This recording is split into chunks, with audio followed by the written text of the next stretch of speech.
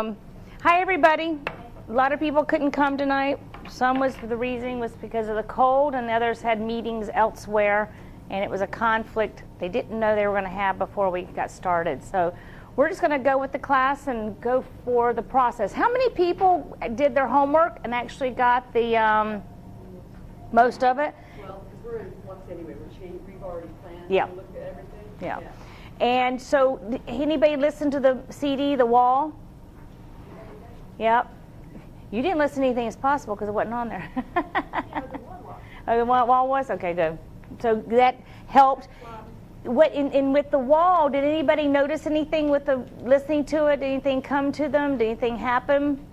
Nothing came? Mine came late last time. Yours came. What happens is usually after today and we do a lot of stuff, you'll catch what you might not have noticed from it. Meaning it takes a few times sometimes, because if this is your first introduction to using material like this, the brain has been keeping you from what you want in a lot of areas. That could be, so it's deep-seated in the brain, it might take a few more times. And talk to me about it, because I might can direct you in what to do to help that get better. Because sometimes we don't have walls, you know, we just know we have a few obstacles from the past and we have to find what those are. So this is the second week of the prosperity class, and what we're going to do tonight is go through a lot of the material I sent home.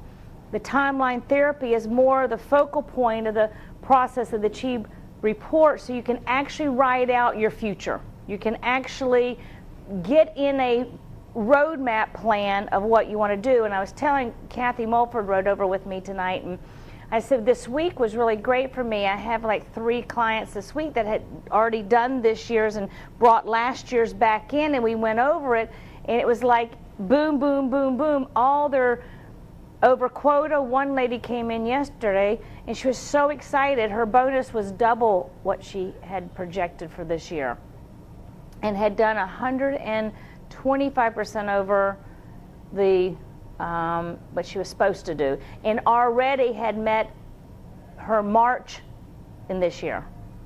She was already ahead, and it's not even in the February for sales where she works. So I'm just giving you a few metaphors here. Whatever you decide to do and how you decide to use the program, know that the process of what you want to put down helps you get whatever it is you want.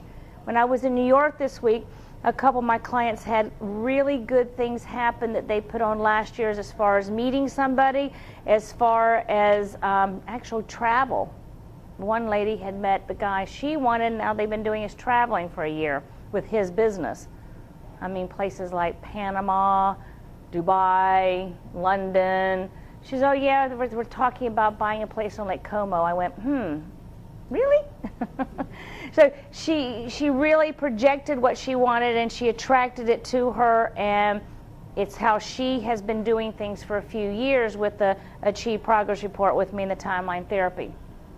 So what we know is what we're going to go over is the law of attraction. We've mentioned that. The natural law is the mind.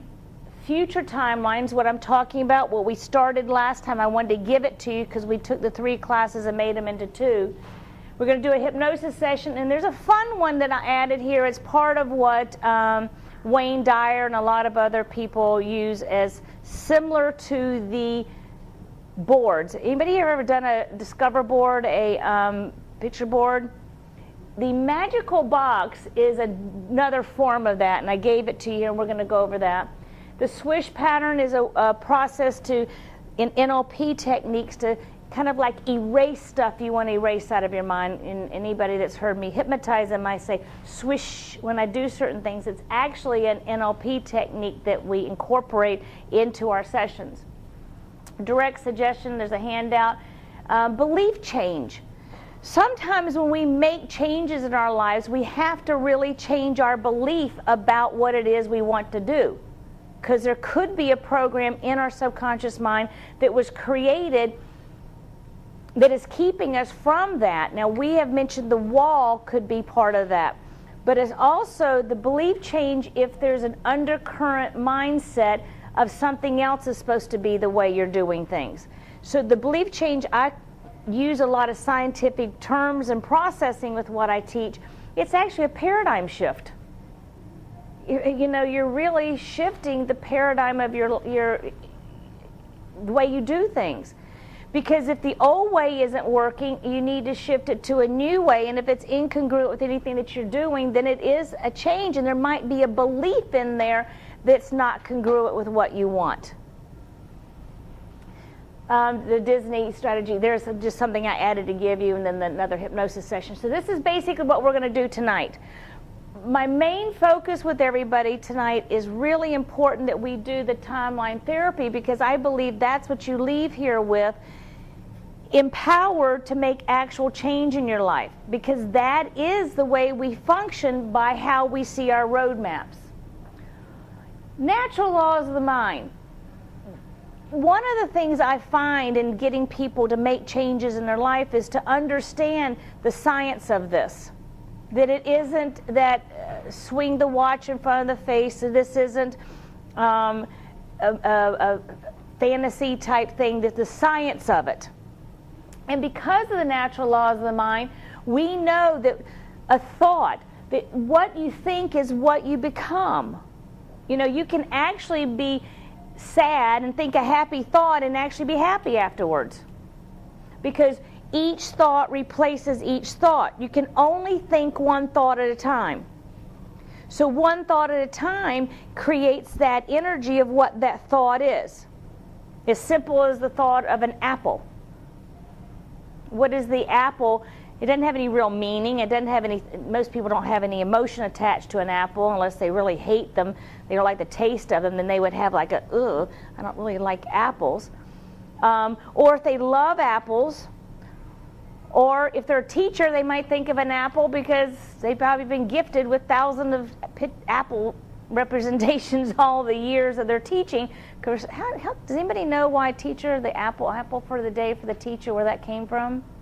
I don't know where it came with teachers, but it is like an alert, you know, have an alertness, or Yeah. I don't know, maybe it was just easy because people had apples, were growing, the farming kids. And they brought an apple as a gift to the teacher. I bet that would be. I'll have to Google that someday.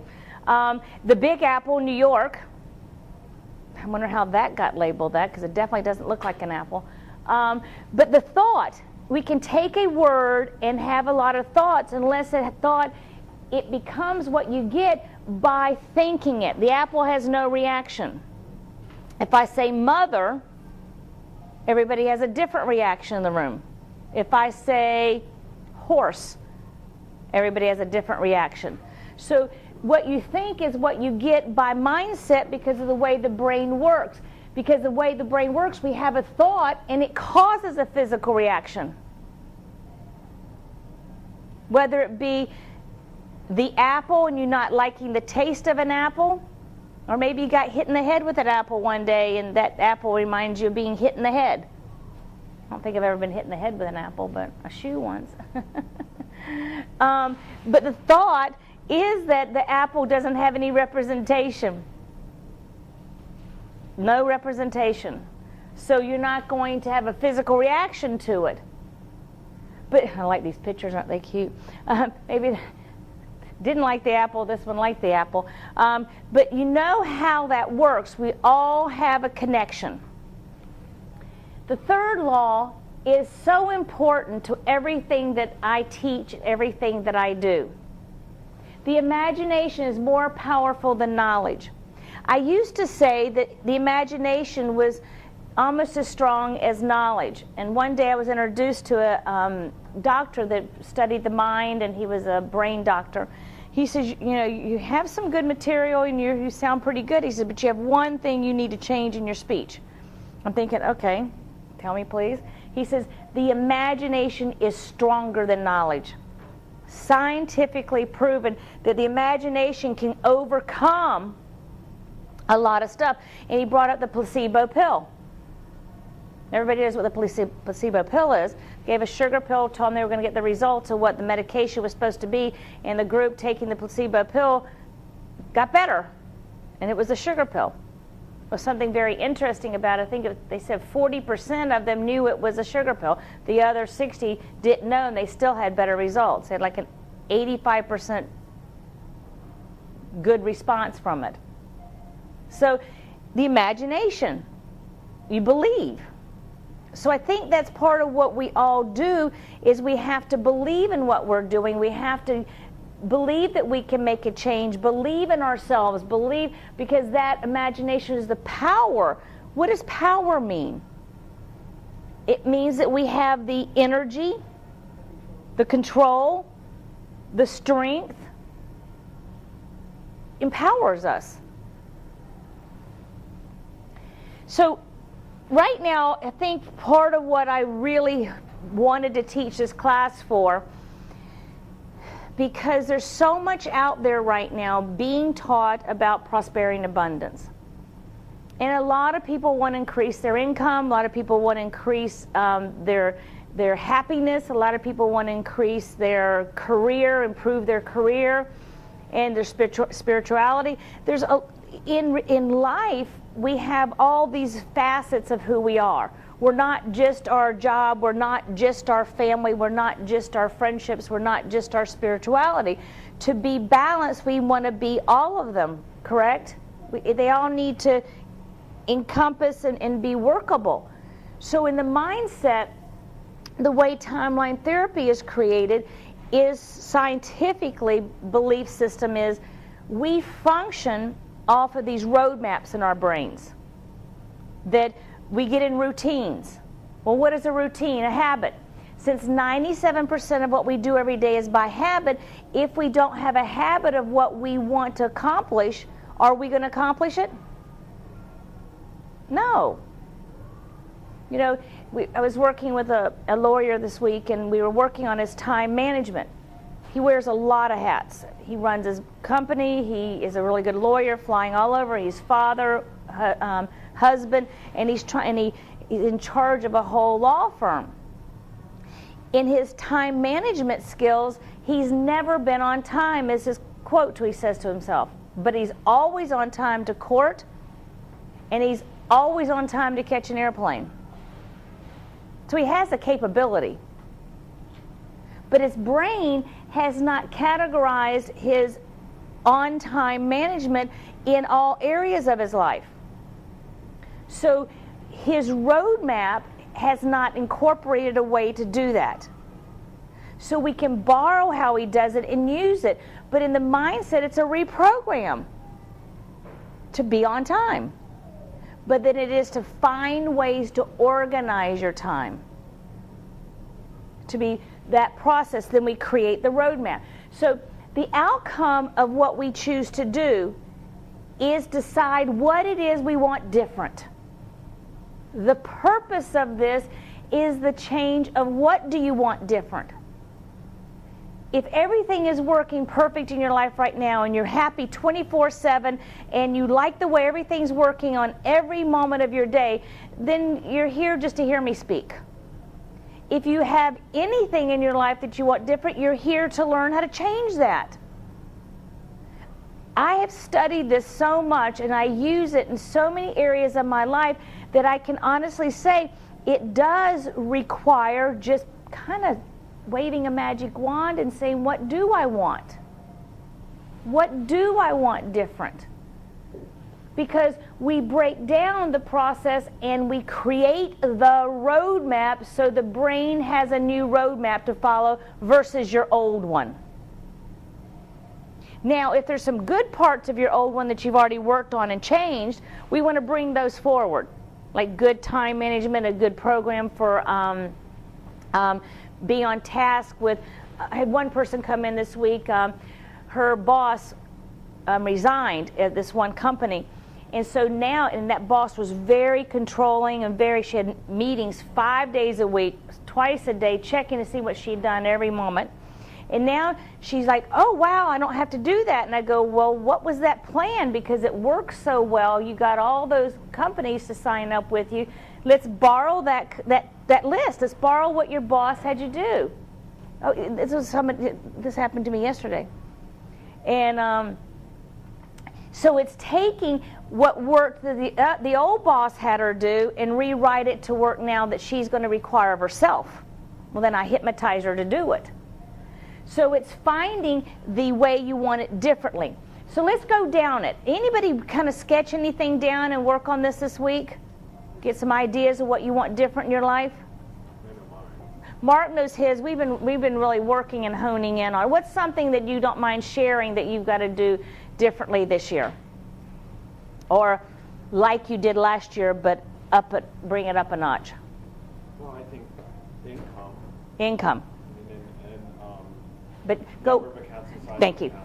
Number of accounts and size of accounts. If he wants to raise his income, he's got to break down how many accounts he has, size of account, and going after and get them, because it includes cold calling, it includes networking, it includes going to the things he needs to go to do that, so he can write the script of what that means. Well, then I think too, like we talked about Thursday, it's not only, it's going back to what was it, 2010, when I had to have 4 accounts in every month, and I haven't had to do that in the last 2 years. Yes. And now making myself, that's why I thought you were talking about me. No, I was somebody else. That's why I want to. Go back to. I thought he was talking about me. See, he 2010, he had a really good program of how many accounts he had to call every week and how many cold calls he had to do on a certain day of the week. The last 2 years, his boss hasn't been following up on that. Because he's been doing well. Yeah, he's met every expectation. He's doing great. So he wants to go one more level, so there has to be the desire. Then we have to create what you have to do it. What is missing in the equation that has been done that needs to be different. So we write that out. So where do you want to be in 1 year becomes the total. Then we bring it back and we work on it from there. I think here's where I'm going.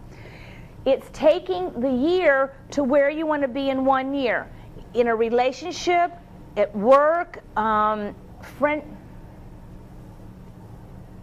friendships, so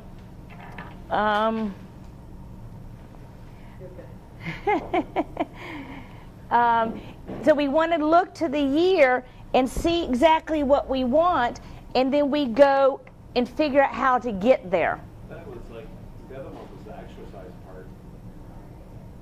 Like all I wanted was a trainer. And Yes. now it's like full pack kind of thing. Yeah, that was one. I don't mean it that way. One of the things he wanted to do is get in better shape. Thank you, Edward. I'm attached over here, and I started to step sideways, and I went, I can't. My feet kind of stayed glued to the ground. He wanted to get in better shape, so he got a trainer, and now he's used to going all the time. It's his habit now to go, but he wants to, and the money has to be part of what he's making to cover it. So finding those things and putting them in. So what I have found that works really well is go 1 year and see where you want to be 1 year from now. Just think about the income, the personal, you know, put your leg up on a chair. She has to have surgery on her leg this week. Got to take care of it. And see the things the way you want them 1 year from now, and divide that in half and go to 6 months. Divide that in half and go to 3 months. And we're going to break that down in a couple more ways because, and I need to describe it in some simple ways. If I want to be in a new relationship 1 year from now, I need to break it down that in 1 month I'm meeting that person, or I'm doing something to meet that person. I'm doing eHarmony, or I talk to friends and say I want to meet, you know, a new person. Then in 6 months I say I'm dating that person, and then 1 year I'm having a relationship with that person. So you want to put it, that's what the breakdown is. What we have discovered, has anybody ever done a New Year's resolution list and never done anything on it, or done just 1 or 2 things? The reason why they say scientifically is because it's overwhelming to the brain. There's no chunking, there's no division, it's like, you know, I want a relationship, okay, that's great. I want to make $100,000, that's great. I want to go on a trip, that's great. There's no defining and no way to describe how to get it. So I'll give you another example of this. I think I go into this each month. Let's do this one more example here. Let's say I want to increase my business this year. So I want to make an extra, what's a good round figure, $100,000. So in 1 year, that's what I want to make. So in 6 months, what would I have made by then? 50,000. In 3 months, it divide down to 25,000. In 1 month would be right around, if I'm just going out to start soliciting and networking, I'd probably say 5 or 10. Kind of figure out the figures. Then I would take that figure and say, how can I make it? What do I do to make that money? Okay, I want to see 20 clients a week at $150. I want to sell 6 packets of CDs. I want to sell 50 books. I'm not doing the math up here but whatever adds up to that. So that if that's what I'm going to do to bring that in, then for the next one, for the 3 months, I've got to, how many am I going to have to be seeing to build that? So that it's not overwhelming to me when I break it down that way. You know, in doing the actual math process to increase anything, but then I've got to look at it. If I took that overall figure and originally looked at it, it could be a little overwhelming that I couldn't do that. Because my mind would push it away if I said, okay, I want to make $100,000 divided by 150. You know, that's 666 people. I would go, oh, I could do that. But if I divide that back down by the month and create what that equals divided by 52, that's 12 people a week. Now, am I going to work 52 weeks? I have for about 10 years. The last couple of years I haven't. And this year I'm not. I'm trying to take a week off every month in the future. But that would be 12 people a week. Is that doable? Is it doable to think I can go solicit and get 12 people a week? Yes. I'm doing 50 a week right now. So, you know, breaking it down and getting a mindset to how you want to do it, it is the breakdown. Like you're breaking down your photography work, you're breaking down the hypnosis sessions. Once you have an idea of what you want to bring in, then you have to figure out how you're going to do it. That's where we go in and break down the networking, where to network, how to network, you know. Then you have to create a roadmap of what to do to get it. So I'm giving like 2 to meet someone, now to increase income. But the purpose of timeline therapy is the brain then creates what it is and allows the brain to see how to do it. This is about the basis of your income and exit. This is paying down your debt.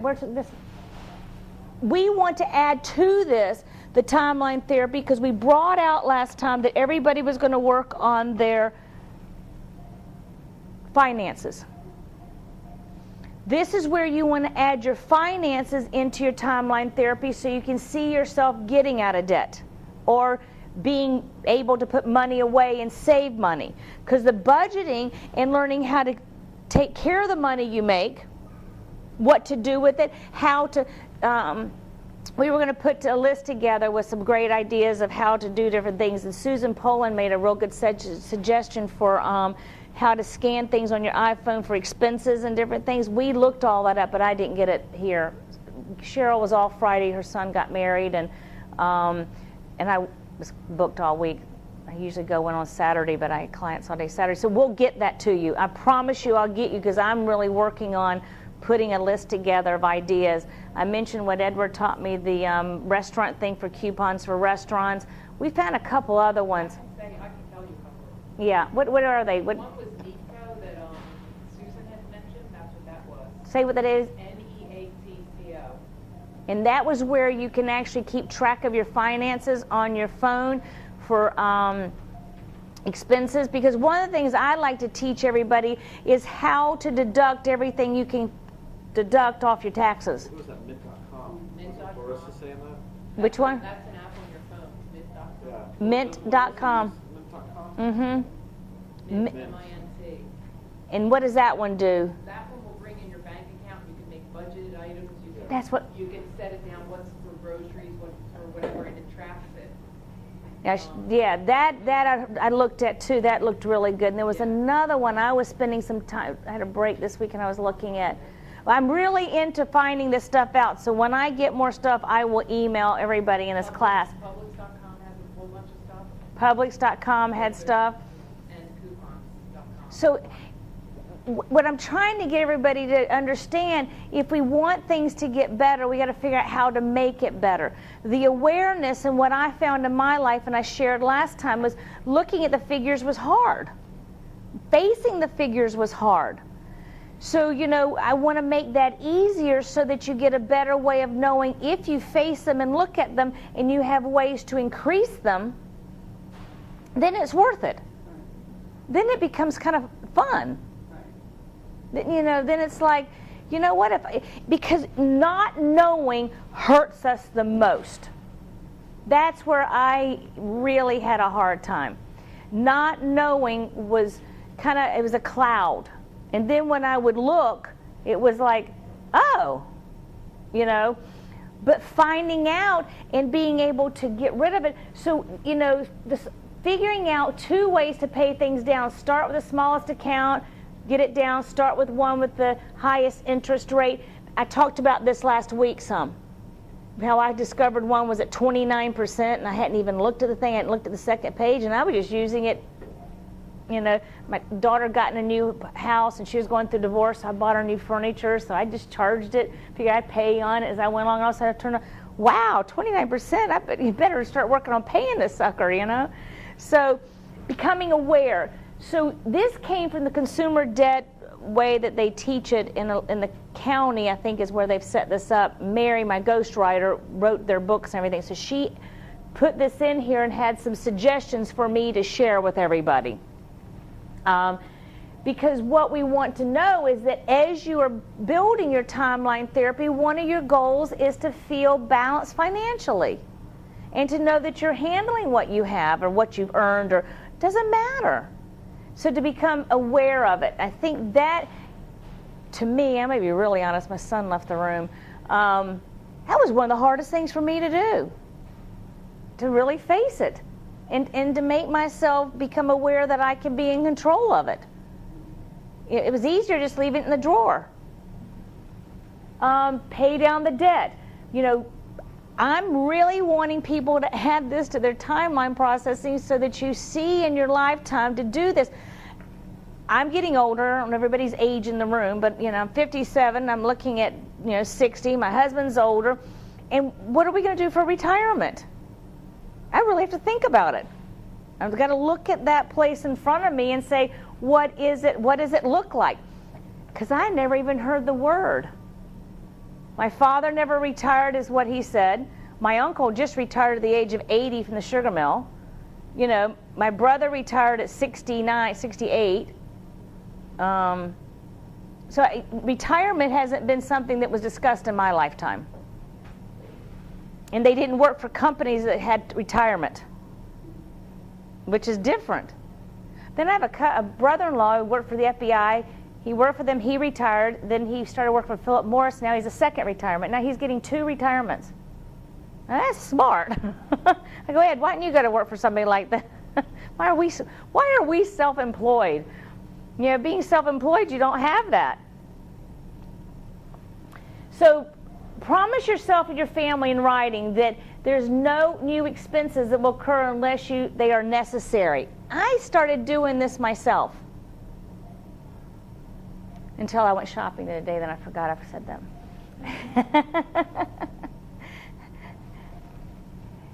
Manifest abundance.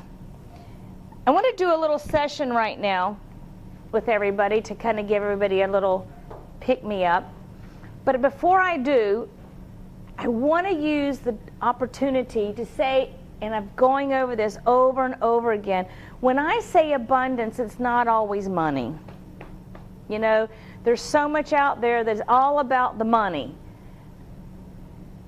If we can find happiness and abundance in ourselves and our lives, the money comes too. But if we have money and we want to enjoy it, we got to have abundance in who we are. So that's our confidence, that's our life and aliveness, that's our, what I call my book, Perfect Enough. Well, that's a good sales pitch for the Discover process. Next month I am doing the class. I'm not sure if it's going to be in this cold room unless I talk to the Vice President of Publix in a couple of days, who's coming hunting at Yeehaw Junction with me. They told Edward they control this room in Lakeland. The air conditioning room is controlled in Lakeland. That's how they do it in Walmart too, same thing. Really? Well, so right now. So Discover class that I'm teaching next month is going to be the full days. We're not cramming them all into 2 days. And it is the perfect enough process of going through each section of it and making the homework doing so you build your self-confidence, you build your love, your life and aliveness. Every one of the self-image builders are created in the mind to build that framework or reference to how to be, how to live, how to function. So manifesting abundance is all about all of it. So I want to incorporate that with the timeline therapy. If you don't know what abundance means to you, you can't get it, can you? You know, you have to know what you want. When you go to the grocery store, do you know what you want to buy when you go there most of the time? Do you have a plan? You have a grocery list? I'm probably the only one I know that doesn't. I don't know. I go to the cottage a lot, and I have a lot of company and stuff, and all the women are like, "Where's your list? Where's your list?" Like, I don't got it right here. And I just go and I know exactly, and I end up pretty close for the week on the food. I'm pretty close all the time. So, but mine's in here because I've done it so many times. So everybody get comfortable.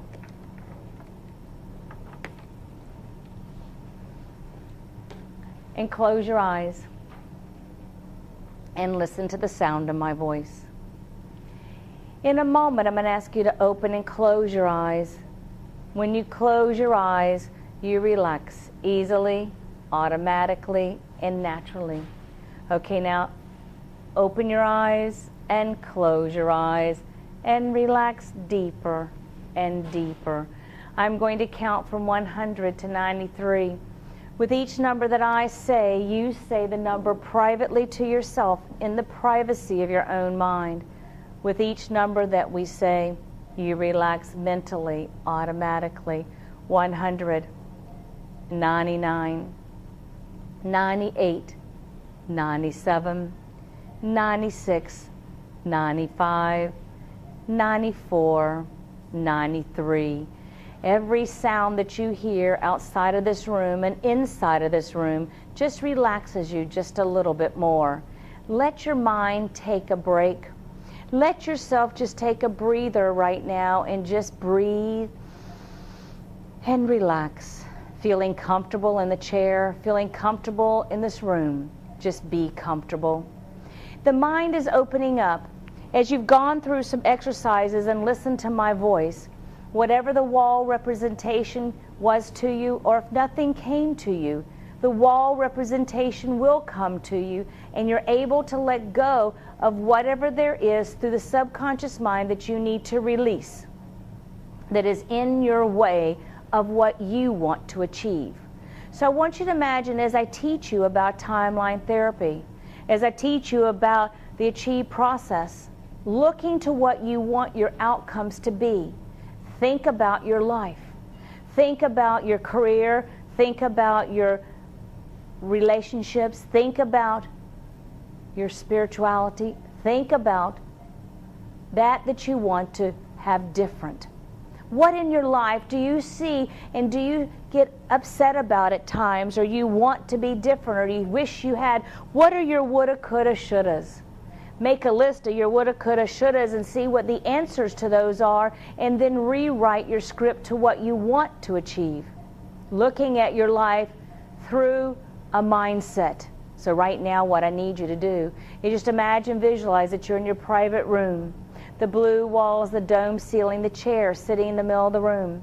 I want you to see you sitting in the chair, and right out in front of you there's that large dry erase board. And on that dry erase board, I want you to imagine whatever there is that affects you negatively. Old family beliefs, any beliefs that were part of somebody else's processing, maybe from a parent, maybe from a brother or sister, maybe from a teacher, maybe from a friend. whatever negative belief system that has been placed in your mind, or any hurts and pains that other people have created, whatever is in your mind that makes you believe you can't have what you want to have, it's on the board today. Because today is about erasing it so that you have the opportunity to go through the process of change, the process of creating that outcome that you want. Because you know what? It is your right to figure out and have whatever it is in a relationship, in your career, in whatever area of your life that you want to see improvement. So get up out of the chair and go over to that board, and let's erase all the negativity from your past out of your mind that's attached to you creating the abundance that you deserve in the future. Erase that board. Imagine, visualize, and pretend. 1, swish. 2, swish. 3, swish. 4, swish. The board is clean, clear, crisp. Erase it out of your mind and forget any layer of negativity that has been created. Because the roadmaps that you want to create are your right and right there for you to be able to do. Think about the possibilities. Your imagination is stronger than knowledge. Using your imagination will open the doors of opportunity in every area of your life where you want it. Let it be. Let your mind have that open-mindedness to believe you can draw to you what you want, no matter what it is. Believe that. I promise you. So just open your mind to that thought processing. So right now, pick up the marker and write on the board. It's easy to figure out my own Achieve Progress Report. Write that and say it's easy for you to do this. We want to open your mind that you're going to let things come to you. They're going to help you with the outcomes that you want, to help you find that. The next sentence I want you to write is just say to yourself, I love myself, I am worth it. Tell yourself that in the privacy of your own mind. Tell yourself that you love yourself and that you are worth it, and that you can do anything and everything you put your mind to. You can achieve it.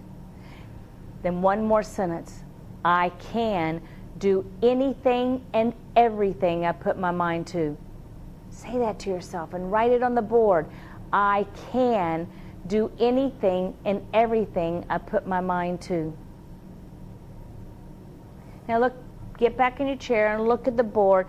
It's all written in permanent marker. Shifting your mind, shifting your process, you're creating your own outcomes with the thought processing of what you want to achieve. Opening that thought process, opening your mind to what it is you want. You're going to shift. The paradigm shift of your life can happen in year 2013. All you have to do is your homework. All you have to do is your homework, and it works. So right in front of you, I want you to see a life-size movie screen. And there's a movie, a pathway, and it's a path through the woods, and it leads down a road to a beautiful, beautiful stream. See that movie? Get up out of your chair, walk over the movie screen, step in the movie screen, and be walking down the path to this beautiful area inside of your mind. It's a beautiful place. The birds are chirping, it's green, and it's gorgeous. And there, at the end of the path, is a beautiful stream. Walk over to the stream. And there's a rock there. I want you to sit down on the rock and hear the river flowing. Notice how the river flows down the stream. And it goes around rocks, it goes around the trees, and any obstacle, it just flows around it. So just imagine your life, any obstacles in your life, you're going to flow around any obstacles in your life. Let your mind think and let your mind feel that you can be just like that stream flowing in your life. Let things just flow smooth and easy. I want you to reach down next to where you're sitting on the rock, and there's a little pebble. It's about the size of your hand, and it's smooth. I want you to rub your fingers on that smooth stone. And I want you to imagine that smoothness of the stone to let your mind believe that your life can be smooth too. Smooth. So put that imaginary stone in your pocket, and you have that stone in your pocket, and it's for you. Whenever you need your stone, you can pull it out and you can rub it and just let everything just be smoother in your life and easier. Now listen to my voice and just relax deeper and deeper. Enjoy the moment now and breathe. A white light of healing, a white light of joy coming in the top of your head, saturating your brain, saturating your body, and giving you a feeling of strength, alertness, concentration, memorization of that you need to remember from tonight's class will be refreshed in your mind when you need it. And you'll follow the protocol, you'll follow the program, because you are worth it. You are worth it. Deeper, deeper. 7, 6, 5, 4, 3, 2, 1. As you relax even more, your mind is absorbing what you learned tonight and able to go ahead and make sure you pull out your homework and you follow the homework program. You get your Chi Progress Report in and you make a commitment to yourself, not to me. You sign a contract with yourself that you're going to do everything that is necessary to build your confidence, to get out and do what is right for you to do, to network, to meet people, to do. So you do all the things you need to do to achieve what you want to achieve. Let your mind absorb my words. My words become your words. My thoughts become your thoughts. So just feel that energy, feel that place inside of your mind, and let it be. Let it be. Fill your mind with the possibilities and be it. Any resistance to anything we did here today automatically triggers the subconscious mind to let it happen anyway, because you are the beneficiary. Be that you. You have permission to do this. Let yourself do it. And you do it with energy, with positivity. In a moment, I'm going to count from 1 up to 3. When I say the number 3, you open your eyes, you feel refreshed, and you just feel good, wide awake, alert, and ready to learn even more. 1, feel the energy coming from your feet, through your legs, through your body, all the way to the top of your head.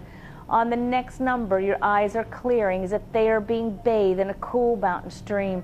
2, on the next number, you open your eyes, you feel refreshed, and you just feel good. Get ready now. 3, open your eyes and allow yourself to be present in the room and feel good.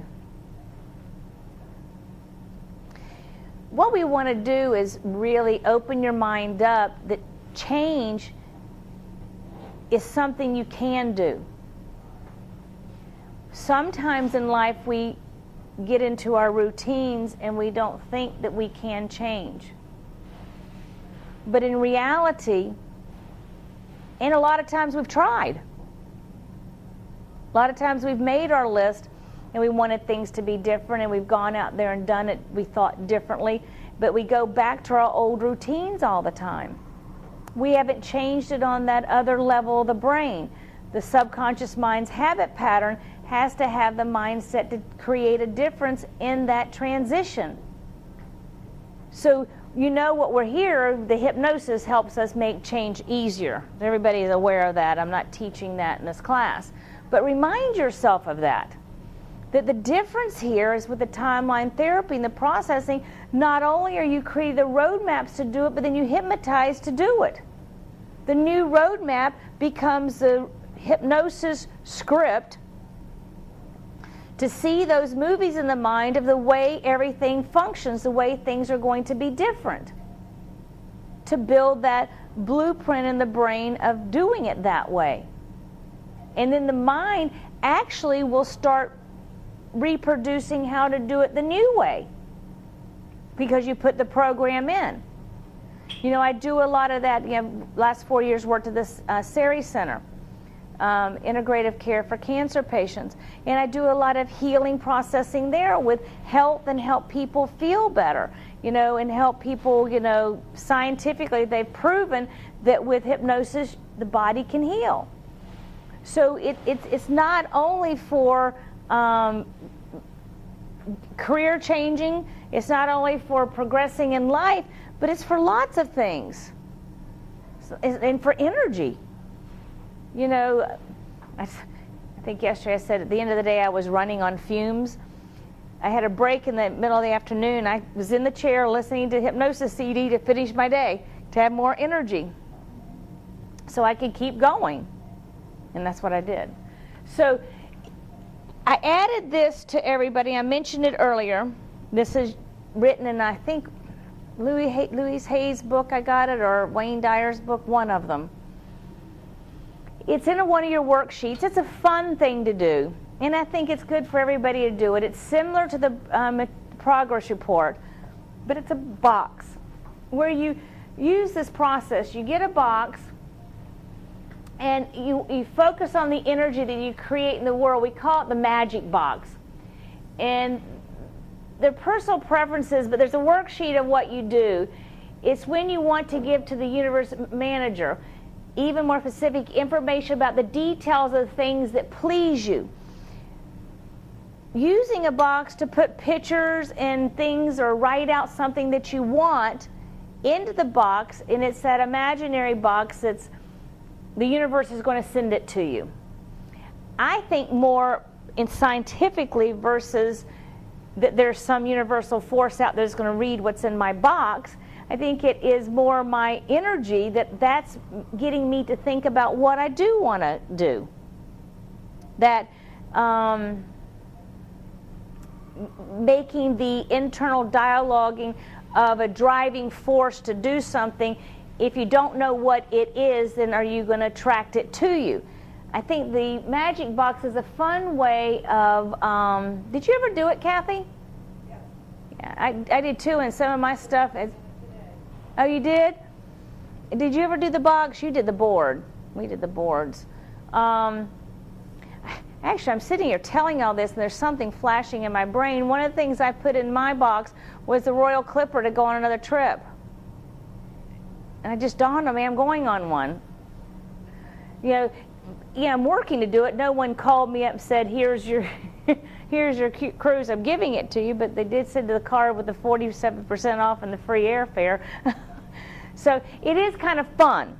What I think it does for us is it helps us put out there and come up with images that match what we are thinking.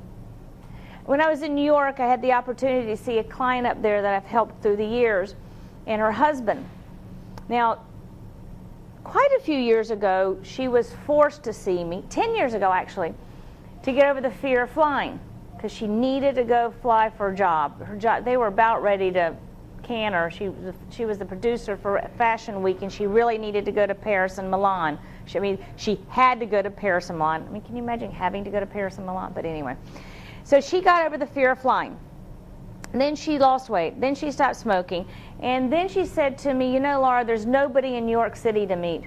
There are no men in New York City. I go, really? Yeah, there are. But she had built up a wall in her mind. There was nobody out there for her to meet in New York. So we worked on that. She started dating and everything. Then she started going on vacations. Well, before she went on a vacation to the Turks and Caicos with a girlfriend of hers, who was a client too, we were playing movies in her mind that she was walking down the beach with this tall, blonde, good-looking guy, right? She goes to Turks and Caicos and meets him and marries him. So when I was in New York this trip, he had an appointment and she had an appointment. So I went, wow, you are that tall blonde in that movie, aren't you? But we created an image in her mind. Plus, we got rid of all of her mental blocks that this person could exist, because she had so many mental blocks that there wasn't somebody out there for her. And she reminded me of some of the things that we had worked on, but one of the things that we had done is this. She says, you know, after you did that session with me, you made me go back and put a magical box. So she said, she refused to do a board. I said, well, do a box. So I gave her these instructions, and she found a picture of a couple walking down the beach and put that in the box. And she reminded me of that this week. You know, this is like what you made me see, and this is what I put in the box. And they are really happy, and we were doing some neat stuff. But you know, when you see and hear these things, and this is how it works. So you know what I say about the box is have fun with it. The purpose, I believe, is to give the brain an image of what you're asking for. If you're like me, I'm not that visual.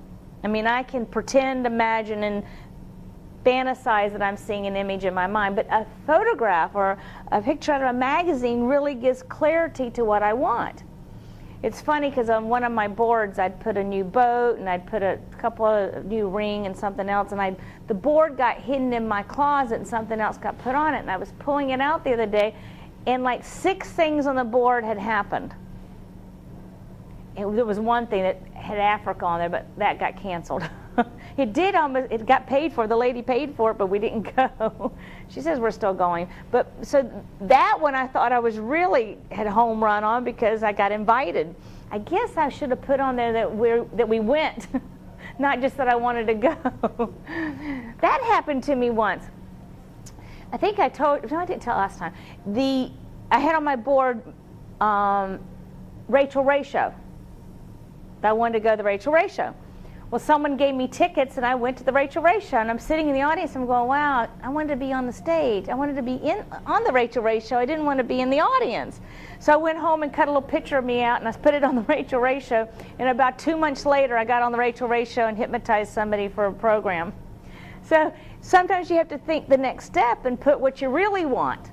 You know, what's the outcome that you really want to get from it? Like the girl that I was in New York with, she had always just put pictures of guys and stuff. That's why she didn't like the boards. I said, no, get a couple. And, you know, maybe a back view so it looks like the back of your head and somebody else. Put a couple on there, not just a guy. So we had fun with that one, but that happened and she used the box. It's a fun way. The swish technique enables you to quickly dissolve feelings attached to unwanted thoughts with a better response. This is actually to learn it on the conscious level and then to do it on the subconscious level. Because the mind of being able to function that way is the ability to make that shift. Did you need me? Is there a Joy DuPont or a Ray Lopez in this class? No. Okay. Someone's calling on the phone saying, I think there's a class there. We can speak to this person right away. Sorry. That's okay. Replace the unwanted thought or response with more useful and appropriate response. The swish changes the direction of thinking. There's the swish pattern. There's also what we call the erase. Into the brain, it erases. It's a not or a don't, because the brain doesn't hear don't or not. So you don't want to say I don't want to do it or not to do it. But the swish is a way of erasing it. To me, swish is erasing. So you actually get in the habit of thinking of the swish. You know, I teach another one, the purple elephant, which I taught y'all before. So if there's a thought or something that's bothering you, or something somebody said, or something somebody did, or you're around somebody that just feels uncomfortable, kind of erase that thought that it bothers you. Now, I'd like for you to use a swish pattern, the swish technique, with any of the stuff that you're doing timeline therapy. If something's interfering with the outcome that you want, swish out what you don't want. That makes sense? It's actually just a transitional thought, a change. Now, direct suggestions is important. I gave you a sheet of a lot of good direct suggestions, just ways to think of things differently. Because I deserve to be wealthy. I attract abundance in everything I do. I am motivated to succeed effortlessly. You know, your verbiage of how you think about everything creates more energy, doesn't it? If you don't believe you can do it, doing all this work isn't going to make you change unless you believe it's going to help you change. You know, everything we work on is a program in the mind. Everything we do is a program in the mind. So the fundamental processing of the thought is from a suggestion, a word. You know, if you have a lot of undercurrent negativity that came and was put in there by other people, and it became your thought, is it still the other person's fault that that verbiage is in there, or is it yours because you keep it and entertain it? Yours now. It's your responsibility now. You know, one of the things I grew up with was being told I wasn't very smart. So that was something I fought my whole life. And I'm not dumb. I mean, you know, I can learn. I'm just like, I have a brain, and I know I can go learn, and I've taken and made quite a use of it. I've really studied the brain to prove that I could learn. So that thought in my brain of not being very smart affected me until I reprogrammed it and figured out the person that kept saying that to me, could that person still have the remote control pushing my buttons to believe that about myself? No. I took control and decided to shift it and not let it affect me. Do you have any voices in your brains that are keeping you from what you want? You know, I have one story that I tell all the time. You know, my first marriage, he told me I was so ugly, nobody would ever love me but him on the face of this earth. Now, that's a pretty strong thing to say to somebody, isn't it? I believed it for a long time. I had to get it hypnotized out of my brain. I've had a lot of stuff hypnotized out of my brain now that I think about it. But I use it to build what I want to change. Get the negative out. In AA, they call it stinking thinking. Any of us in here, any stinking thinking? Or any negative self-talk? I mean, sometimes some negative self-talk isn't even what we classify as negative self-talk. It's an idiom or a thought that is just said, and it really, I don't mean it that way though. What are some of them? Oh, that kills me, or pain in the neck. Anybody else come up with any? Like negative, but you know, I don't really mean it that way. It's just a saying. Anybody have any negative? That drives me nuts. That's a good. Oh, that drives me crazy. Those are two good ones, because when those are said, the actual event and the actual things will cause a nervous reaction through the nervous system. So intellectually, we don't think it's driving us nuts, it's not driving us crazy, but subconsciously we're having a nutty, crazy response. So that really, that's pure science. They've done some really good studies on that. So what, do you have any that you say to yourself every day? Is today going to be a tough day? Or is it going to just be a hard day? Today's just going to be really difficult, you know that? That sets the stage for it to be what? Yep. Yep.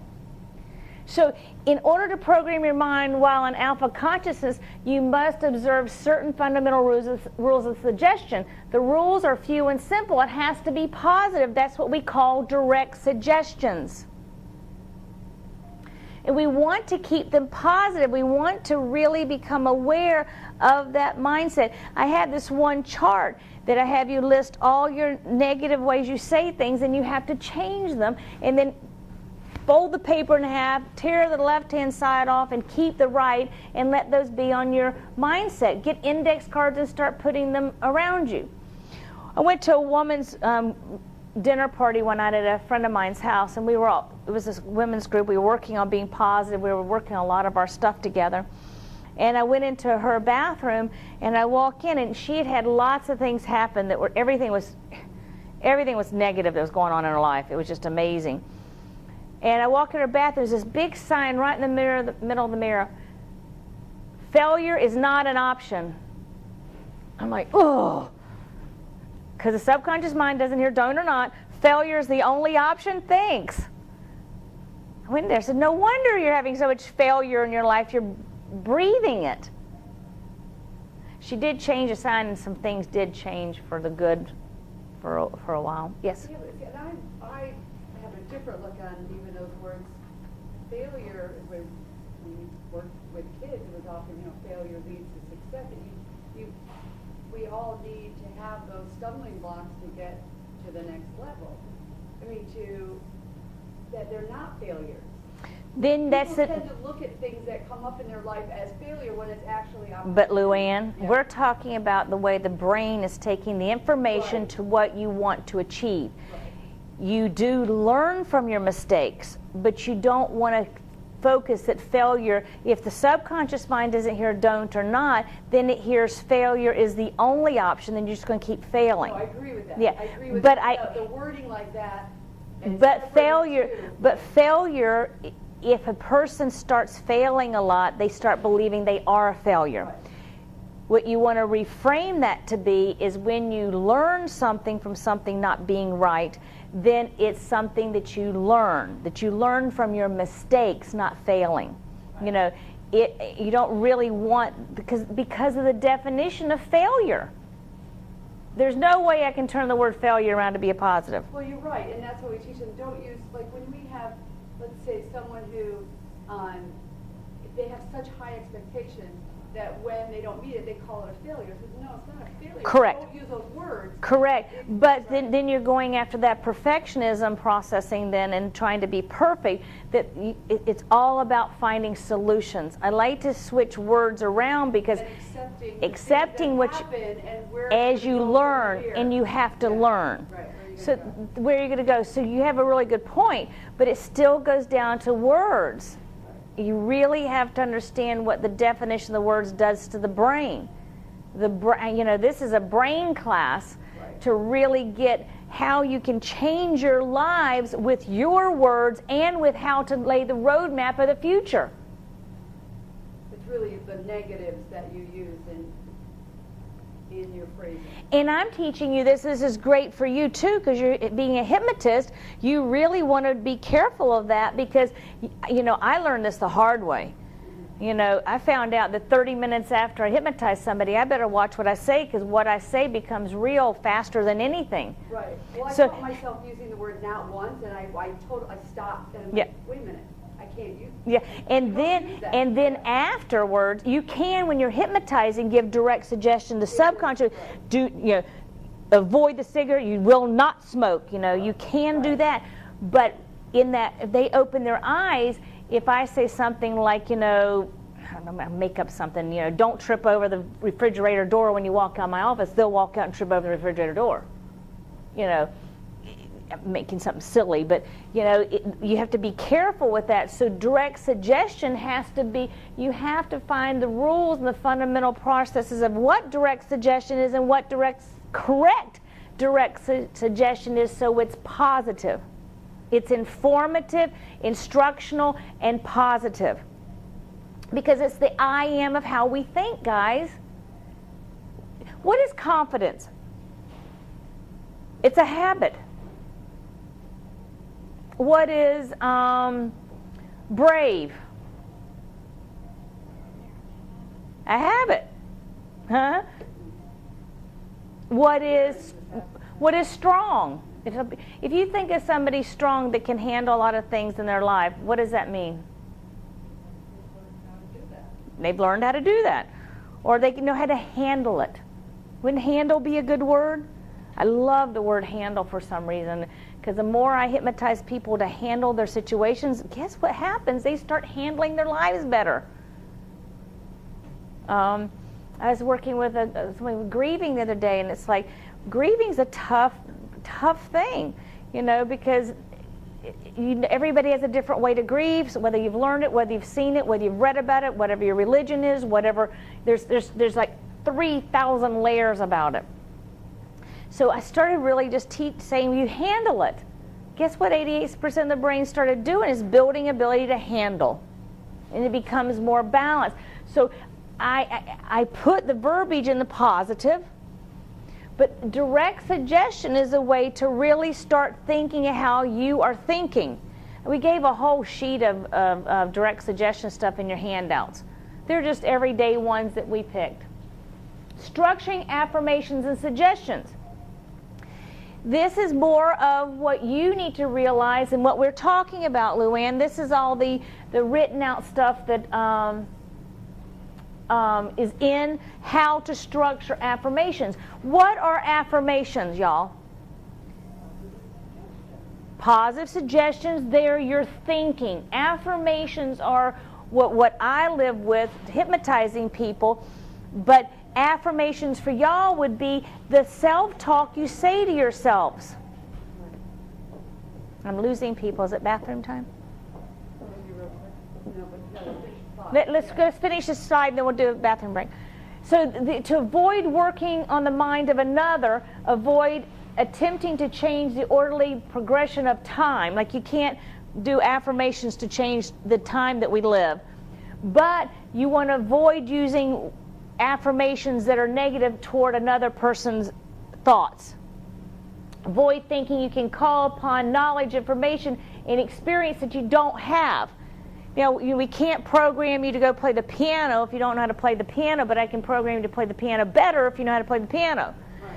So your structure and your affirmation suggestions have to be congruent with what the reality of what you know how to do. Right. You can't change if somebody is not up to your expectation or is hurting you. You can't work on changing them. You have to either good point. What we're saying here is that you're not changing the other person, you're changing how you respond to the other person.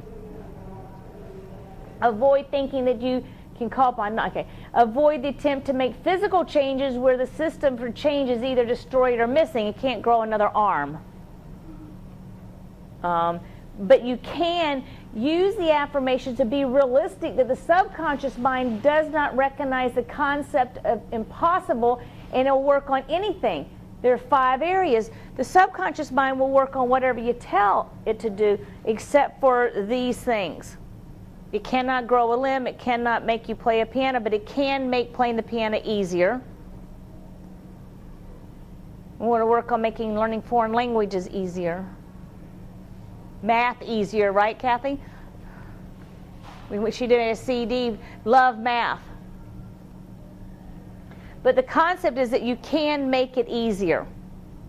These are good things to be realistic about what you're saying to yourself, what you're programming yourself for, what you're doing.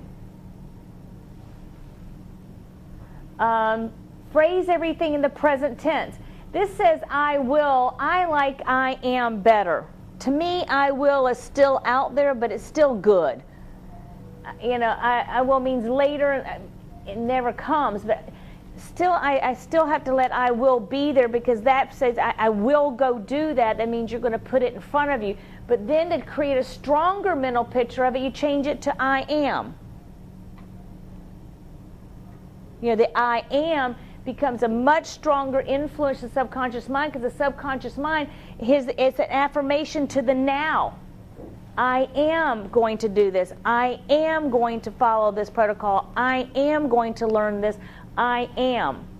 I think that is real important to think of it. Sometimes when you're in transition, you know, I'm working on losing some weight right now. I am my ideal body weight is what I keep telling myself. Am I right now? No. But I'm telling my brain that I am, then my brain helps me formulate losing the weight and getting to that ideal body image.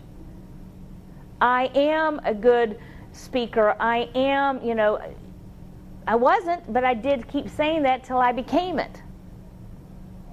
I was going to say something negative just then. I caught myself. Oh, I'll go and say it anyway. My sister hasn't heard me speak in like 10 years, and she heard me speak out there. She says, wow, you've improved. I go, thank you. I've improved. I've got to keep improving. I do work on it, though. But that was an affirmation that I met some of her standards. Felt good. When I have a better one. My girlfriend stayed and listened to me speak both times. Chrissy did.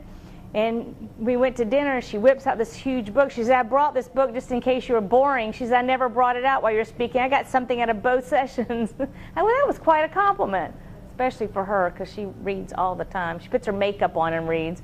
She just is she's always, I guess she has to read so many scripts and so many books and so much stuff.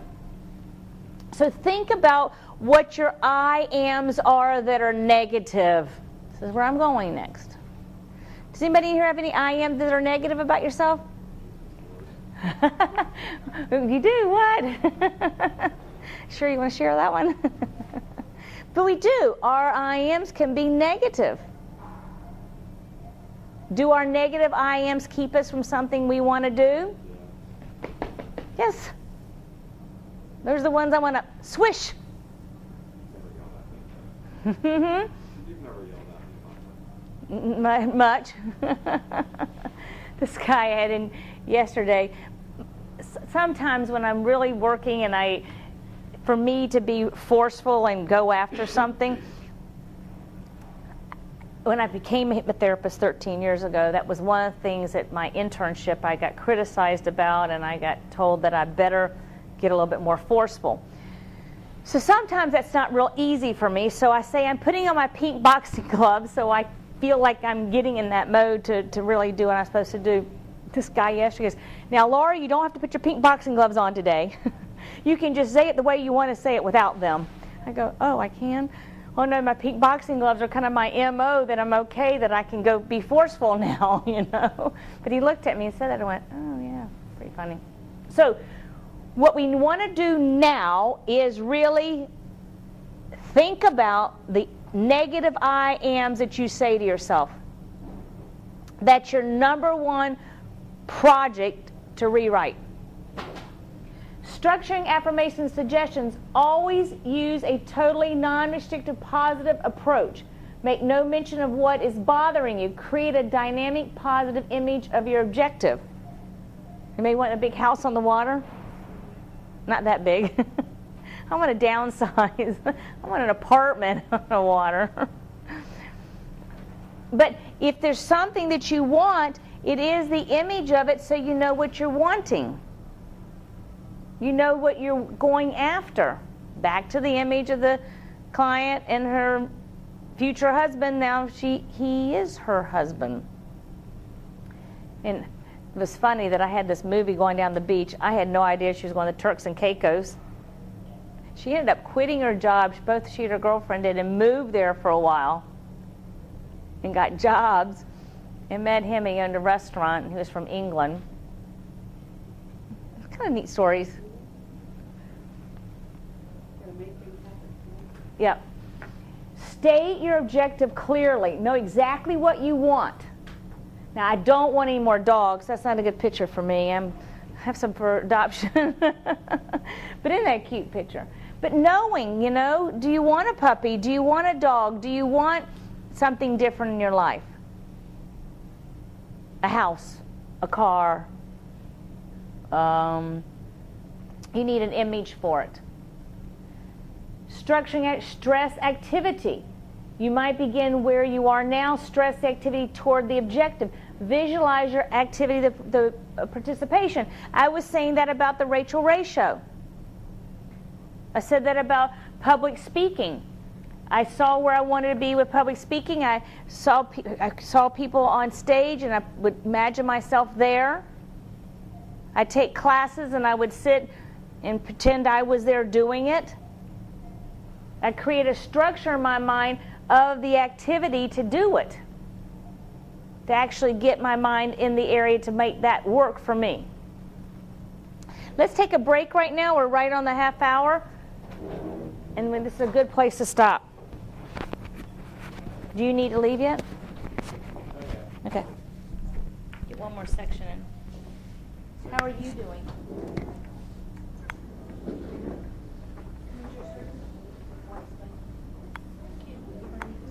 We'll just keep it. We'll all get it. You just went and got your nails done today. They look really good. I have 2 or 3 of them given me, so we're all my daughter and my son's girlfriend. Oh, cool.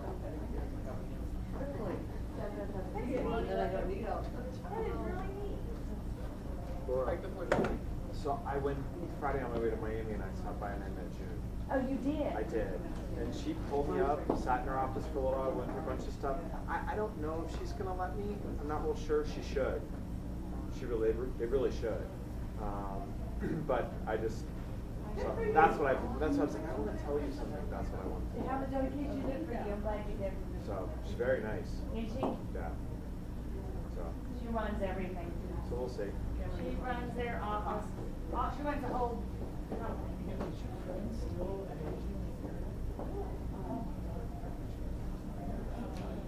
It's like one of their,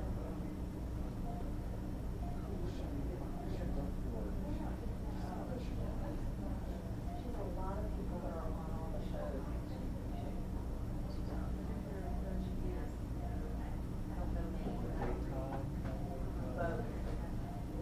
And my friend Sam Kenny is supposed to come, he's on a lot of the new power next month. He's got to try to get it together. Laura Schumacher goes to me to meet, she was willing to go over. And so then when I introduced him a few years ago, I really liked him, or never been into my group. But now he's sat there and all the stuff he's doing now, you know, it's getting up there, but she's, I had some.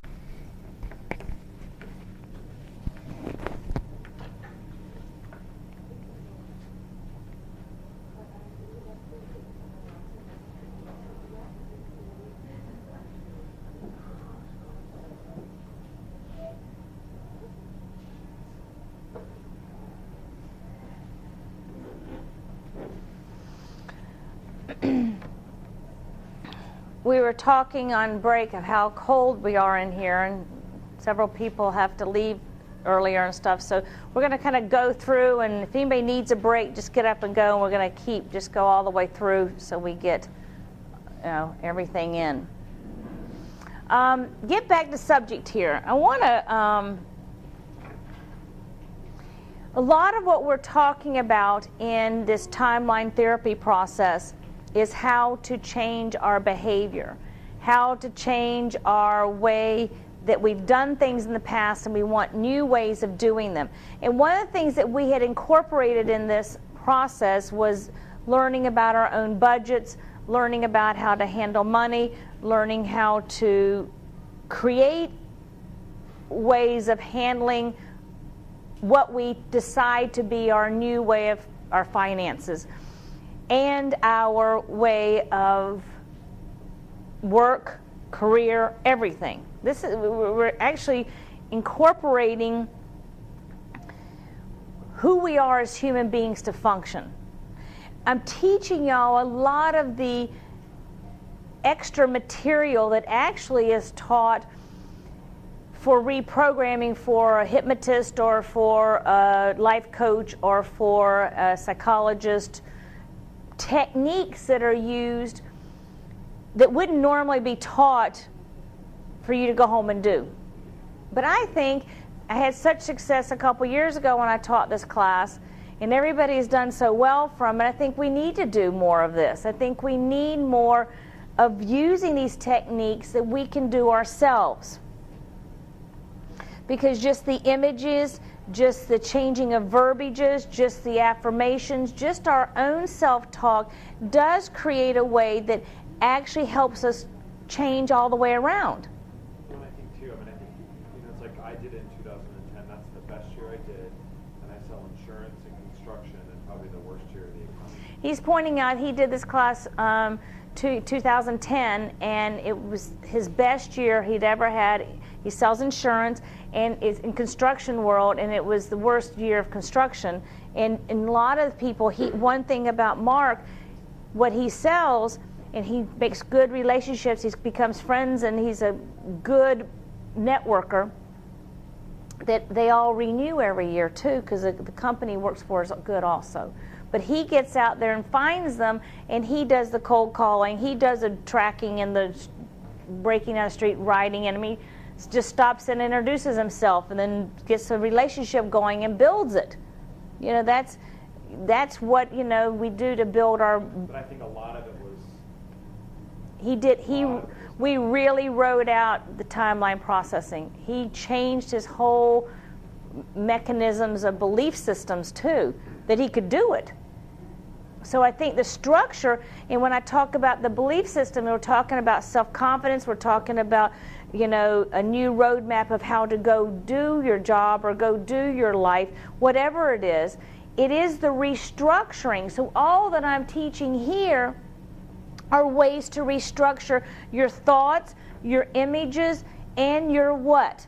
beliefs, because you have to believe it. You know, I tell people, you know, come in, they go changing careers, and one lady the other day, well, I'm so old, I'm 44 years old, and I went, really? God, I started this career when I was 42, 43. I'm 57 now. You know, you can do anything you put your mind to, and I think, you know, a prime example, from a housewife to going and doing everything I'm doing, which is a lot. And I will tell the class something fun, because it happened. It hasn't happened all the way yet, so it's just it's just on my board and in my magic box, and I'm putting it everywhere. I got to New York, and this particular person does a lot of PR for me, has been working on me having a TV show. I had #1 meeting with this really big wig, and he wants it to be a daily reality show where hypnosis helps people. He thinks reality shows need to shift to helping people versus the mob wives and, you know, all that. So he's I can't say who he is, I can't say anything about him, but he's really important. Everybody that he works with is. And he really, really liked me. So from that meeting, we have 2 more meetings set up on phone this week with the next layer up, and the person that put it together has put together what all the shows would be. So I said I'd do it. Okay, don't forget. I know. Don't forget about us. So, you know, you never know. But it's been on my board for 2 years. I would really like to do something. So she was so excited yesterday when I spoke to her. She says, Laura, you don't know who you're talking to, because I never mark who people are. Because when I go to New York, I have a lot of important clients, and I don't you know who I am? I go, no, and I don't care. I'm here to help you, is my comeback all the time. One guy came in this trip, and he says, haven't you Googled me? And I go, no, and I don't plan on it. Guess what I did today? I Googled him. Anyway. So. You did that negative, you know. I don't plan to. I know. But I really don't, I really refuse to do that, because I don't want to treat anybody differently. That's just kind of the way I am. And I have some people say, well, you should charge them more. And I go, no, that's not right. I'm not going to do that. So anyway, it's kind of exciting. We'll see where it goes. Never had it be this right in front of me. So symbolizing what this would be, structure in the affirmation is example. Someone says, going to go back to school, the feeling, delight, anger, blah feeling. A number of responses could trigger your response to school. I had this happen actually with a lady I'm working with who has taken some large test for trials for lawyers. It's this huge ordeal for appeals court. And she had to go back and take a class for it, and she couldn't make herself sign up for it. She said, I'm not going back to school. I'm not going back to school. She had all these reasons why, because she had trouble with this, trouble with that, trouble with that. I had to hypnotize her to get over that. Oh. Had to do you too. Excuse me. He needed to get his insurance for health. And he had all these accounts that he had signed up, and somebody else was getting the commission for, and all he had to do is go take the class and pass the test. Took about a year. Took a year. Finally, I said, I'm just going to hypnotize you to go do it. And he goes, okay. And we did. And it took you, 3 weeks to accomplish it once you went in and did it, or 5 weeks or something? And then I listened to all those test taking. Oh, just all the CDs. I had programmed him with all the stuff. And what'd you get on the test? Something like I thought you had to have a 70 to pass, and when she handed it over, it said it was either, I think it said 96, but I thought it was a 69, and I was like, damn it. he had 96 on the test. And So you start to get the commission? yeah, Yes. Nice. It's just I don't even really do much. I just refer it, and then I just get these checks. And he hadn't gone to do it for a year. Finally, one day he walks in, I said, we're doing nothing but this. I am hypnotizing you to go to school, take the class, take the test. I was like, I did put my pink boxing gloves on that day. It worked. It worked. So what did we do? We had to reframe, and we had to create the objective, but it led to itself as easy. The visualization, so it impressed upon the subconscious mind, assigning the idea of the symbol. I don't know if I used a school bus, but I did use a commission check. You know, that was the result of going to do it, so the symbol became a motivational source. In the manner deliberate using words, colors, objects, people, things to trigger an entire affirmation suggestion. This is also a compounding effect to say, like, every time you see the color red, red, red in and out of your conscious mind, this program today will be reinforced, reenacted, and replayed. That is a compounding effect, so that every time you see the color red, exactly what I did that day will get strengthened. Everybody goes, why do you use red? I go, well, because when you pull out of my driveway, you see red stop sign, red tail lights. You see so much red. I didn't invent that idea. It's scientifically proven to be the strongest convincer to the subconscious mind to compound a suggestion. It's color. Yep. Yep. In any color, when I was doing the Perfect Enough programming, I was doing each chapter. I was trying to do a different color for every chapter, and one color that came up was fuchsia. So I'm listening to my talk CD, and I'm doing fuchsia. There's no fuchsia. And all of a sudden, fuchsia, fuchsia, fuchsia. I mean, never mind, leave it in there. It was like everywhere. It's kind of like you buy a car and you don't ever see that car, then you see it on every street corner. So the purpose of what we're saying here is creating the affirmation, the structure for compounding effect, so it has more of an effect. We want to strengthen what we're doing. Because the belief system, if we see, say, and do 150,000 to 350,000 words and images a day, that's a lot of stuff. And that one little affirmation we said at 6 o'clock this morning kind of got overridden, didn't it? I still want to believe in myself, though. And the mindset, too, is the shift. You're overcoming something by change. I think we all have something we want, we want to work on, that we want to do. Whether it's building a new business, whether it's taking what we have, whether it's meeting someone, whether it's whatever it is. It doesn't matter. It's the change of venue, the paradigm shift again.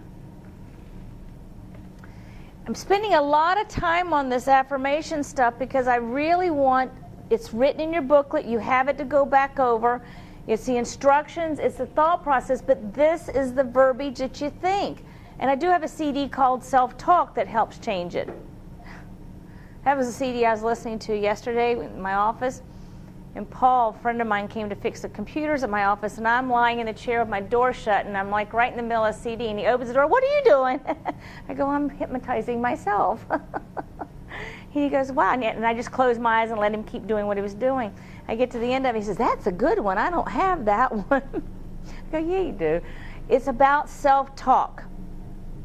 It's in the Perfect Enough process, but it's teaching the brain how to let go of negative self-talk, which this is the structuring of what to replace it with, because when structuring your own affirmations and suggestions, check them against the simple rules, because we do have a tendency to write them negatively.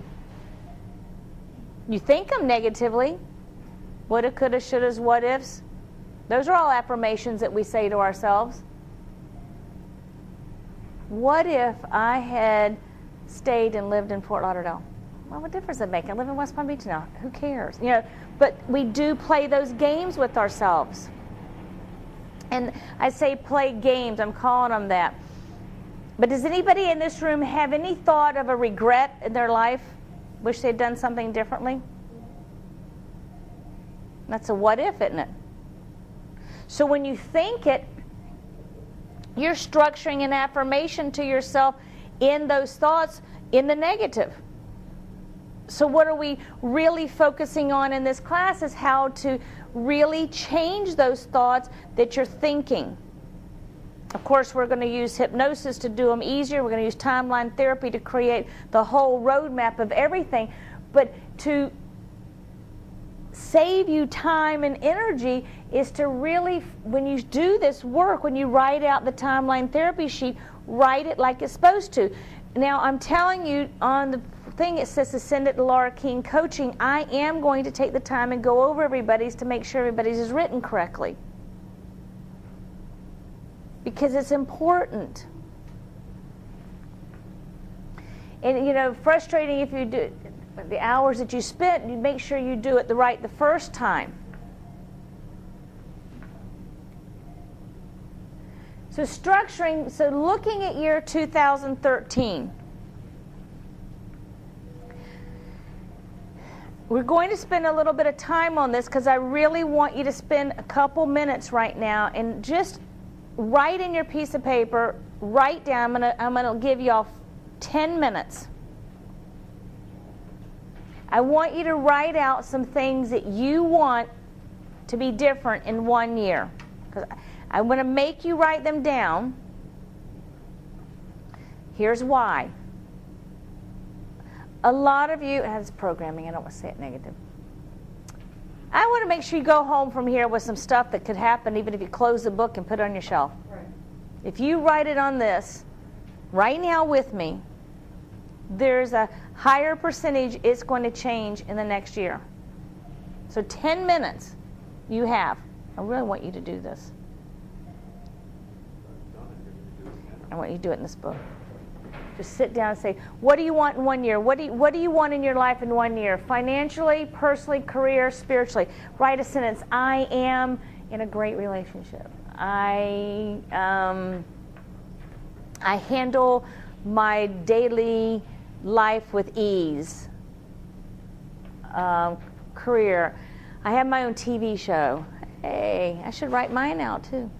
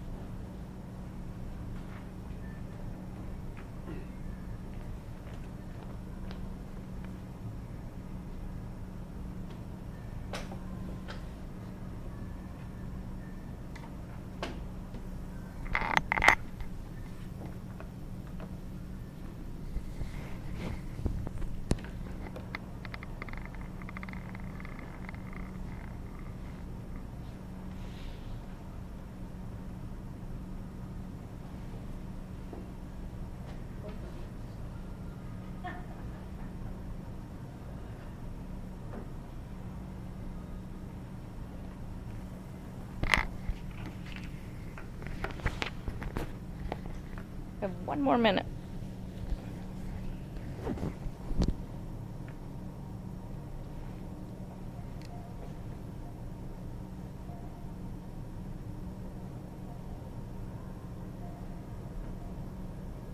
Look at that picture, 2013. A good year.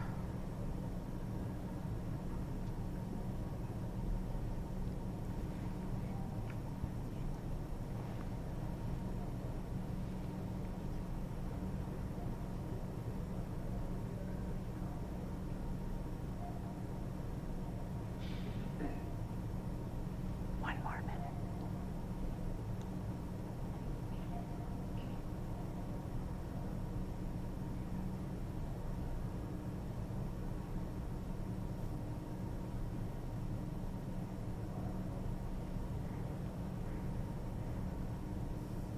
All right.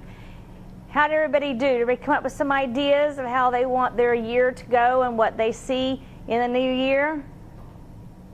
Good ideas? I had fun. I decided to run over there and grab a piece of paper myself. So I did mine kind of without putting figures in it and all that. But I thought financially, and something came to me as I was going through the notes today. I said, I've increased my savings account. I've never even thought about really saving account. So, you know, so I put that, then I put in 1 month, open a new savings account. See how I translated it back? And then in 3 months, maybe I need to make a deposit into it, and you know, to see that. I put for a year, my income has doubled. Summit has made a profit. Personal, I am taking 1 week off every month. My children are happy. Of course, I have to add my children in there. So Edward, in a year, you have to be happy, honey. I'm happy, Mom. With his 2 jackets on, his Girl Scout cookies. My TV show is awesome. I put that for 1 year from now. I am booked solid, 50 people a week. Spiritual, I enjoy going to church 2 Sundays a month. So I kind of just wrote down, those are kind of some open-ended mindset without the income written in there. I have and where I have how many, you know, I want to increase my income this much, how many people I need to do for this, this, and this, how many a week, what I need to sell, etc. But that was a good overview of something to really get my mind even going in some more directions. So in 1 month, I said I open a savings account, and then I put personal schedule time off with my husband, Ed. Career, create a new TV show. I shared that. Spiritual, find a nice church I like. I've been to a couple of different churches and just want to find one that I really enjoy going to. So how I brought it back to now, instead of saying, you know, I'm going to go, that I am doing that. To share a personal story, Dorothy, my mentor, the lady I've spoken about, we would go out to California and do classes like this all the time at her house in Temecula, California. So I have found old books in my house that have where I've written these things out, and within months of me writing them down, and in the year or 2, it's happened. We were doing a clean out, and Kathy took a bunch of stuff for a garage sale, and she found one of my old books. She found it. She's, Laura, I didn't mean to read this, but look, this happened in your life. And we went back and looked, and it all happened like within months of me putting it in the book in the form of it. We didn't have it labeled back then, timeline therapy. But I guess Dorothy, in my opinion, she did so much that came out years later that it was amazing. We found something else, an old book she had written in 1968. There was some messages in there that were read all over the place now, and all the positive thinking emails I get from all the different processes. So looking at 1 year, did any of y'all have any like new things pop into your head that you might think could be a possibility? Like anything you share? Well, I forget that I really need to revamp my ebook. So besides that, for the year, I'll have that done. Okay, that's a good one. That's exactly what I'm talking about. Kathy? Good. Mark? Which part? Did you come up with anything else when you wrote it out this time? Yeah, I did. I said something about like for career. I didn't necessarily, I always put like numbers on, but I also put that I'm always like 50% ahead of my goal. That's great. 'Cause I That's what I want to be always. So he's saying he thought of it this time when he added that career part. He said 50% over. So that gives the brain something that it can strive for that's different. It's another facet of what we're talking about. A really good one. Then you're not. I always feel like I'm always behind the gun, or if I can't go on vacation because I don't have this number, you're always. So if you're right on it over- all the time, but if you're way over it, you can do everything. Then it feels more comfortable taking that time off. It feels more comfortable rewarding yourself with something good that you've done. Good point. Whenever you're doing this, should you state a specific number or should you say a minimum of? Now this is, thank you for bringing that up. People say, and it's written in a lot of different places, to make it a lot more than what you want, so whatever you get is better. Some people say don't put a specific number. Here's my thought on it, my theory on it. Think about how you want it to be, and then I teach people how can you do it. Okay? So here's my metaphor. Girl comes in, she says, okay, what do you want to do this year? So I want to make $1 million. I went, okay, that's good. She said, I read The Secret, and I've got all these things, and I want to make $1 million. I said, well, I agree. Let's do it. How? So we started writing out her timeline therapy for 1 year. And where she was working, there was no way she was going to make $1 million. And she had no other residual income. She didn't have any products. She wasn't doing anything else to create some other income. So I said, well, can we add some realism to this? What is possible for you to make?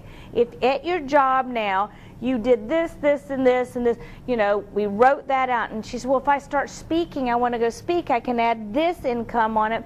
So by the time we were done, she had on her timeline therapy to make $200,000 for the year.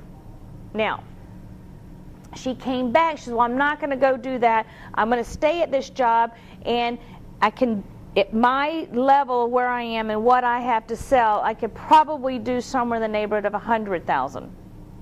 So we actually wrote out how many accounts that was, how many people she needed to do, and we had a formula. So she ended up making $95,000 that year, where she was making $20,000. She really revamped everything she was doing and how she did it. So was she successful? Yes. She came to me and she says, I really would like to do something else. I would like to speak. So she had gone out and done Toastmasters and developed this program, and I was helping her make the CDs and make her own sales program, blah, blah, blah. Instead of going to speak herself, she took a job with Career Track. And so then she could go and speak and get paid this chunk, and she could sell their products, and if she sold a lot, if she was a good salesperson, she could get this chunk.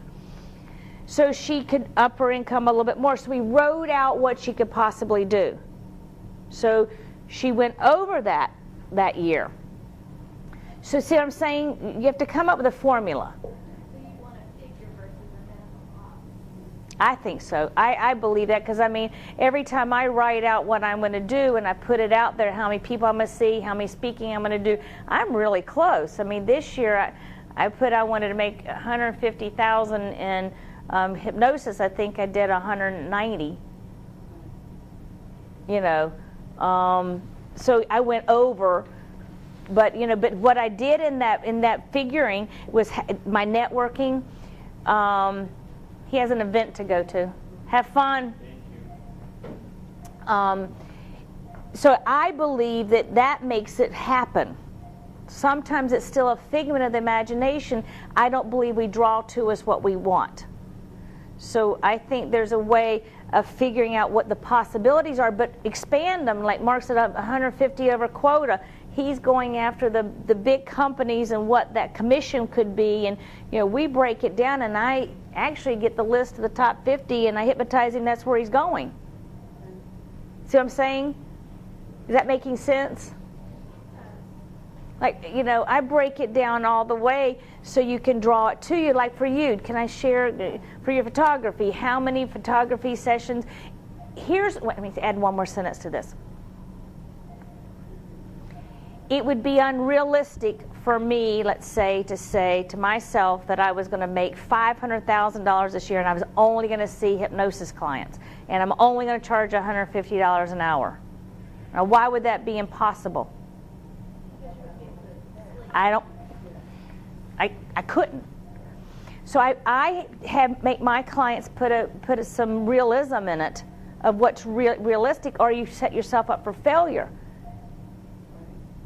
You know.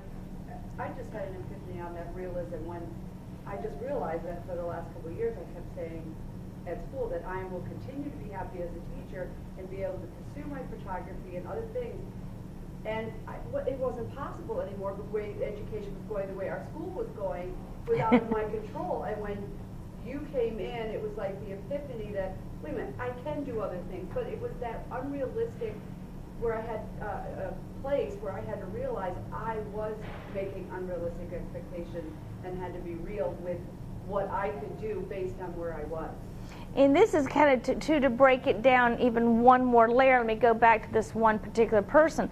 She went and spoke and she did really well. She hated the travel.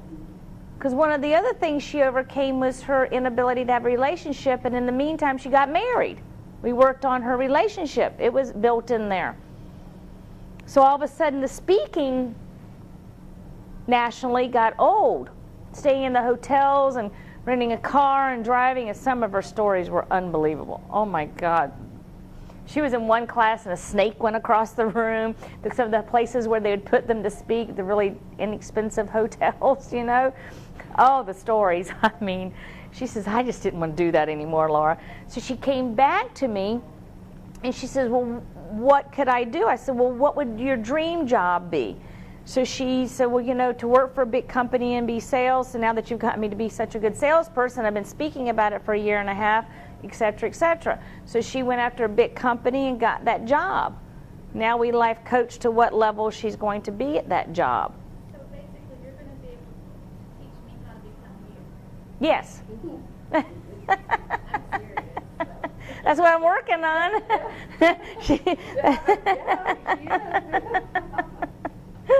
It's easy. I have a big red easy button. It's about this big. And she'll bring out the pink gloves, believe me. I do. It's easy, but you just have to do the work, you know. And the work is just following the protocol.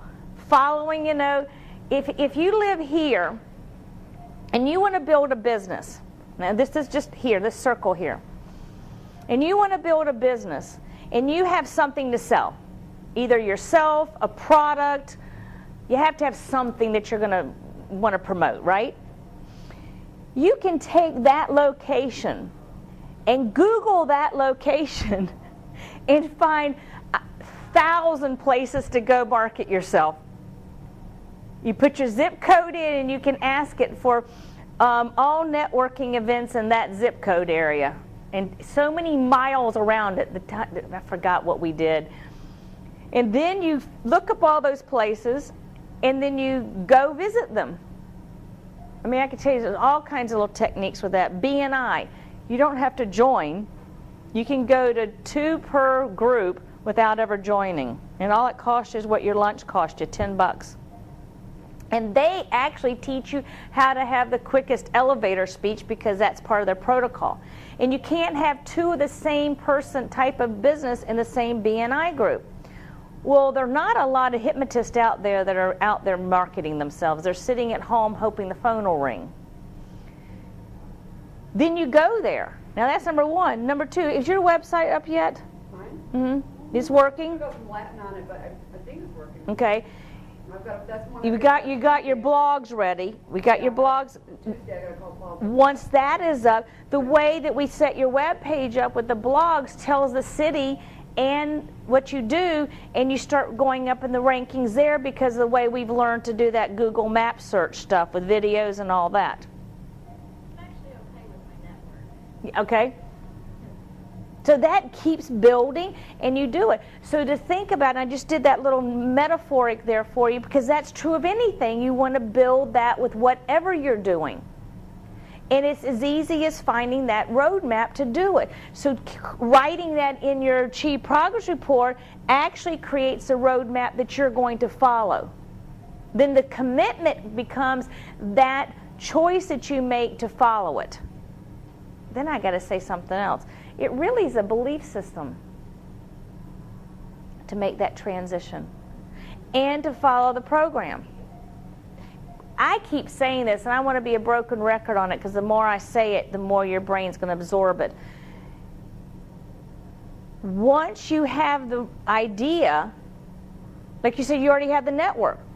Once you have the outcome that you want to get from that network, it even is easier, because it just flows. It just happens.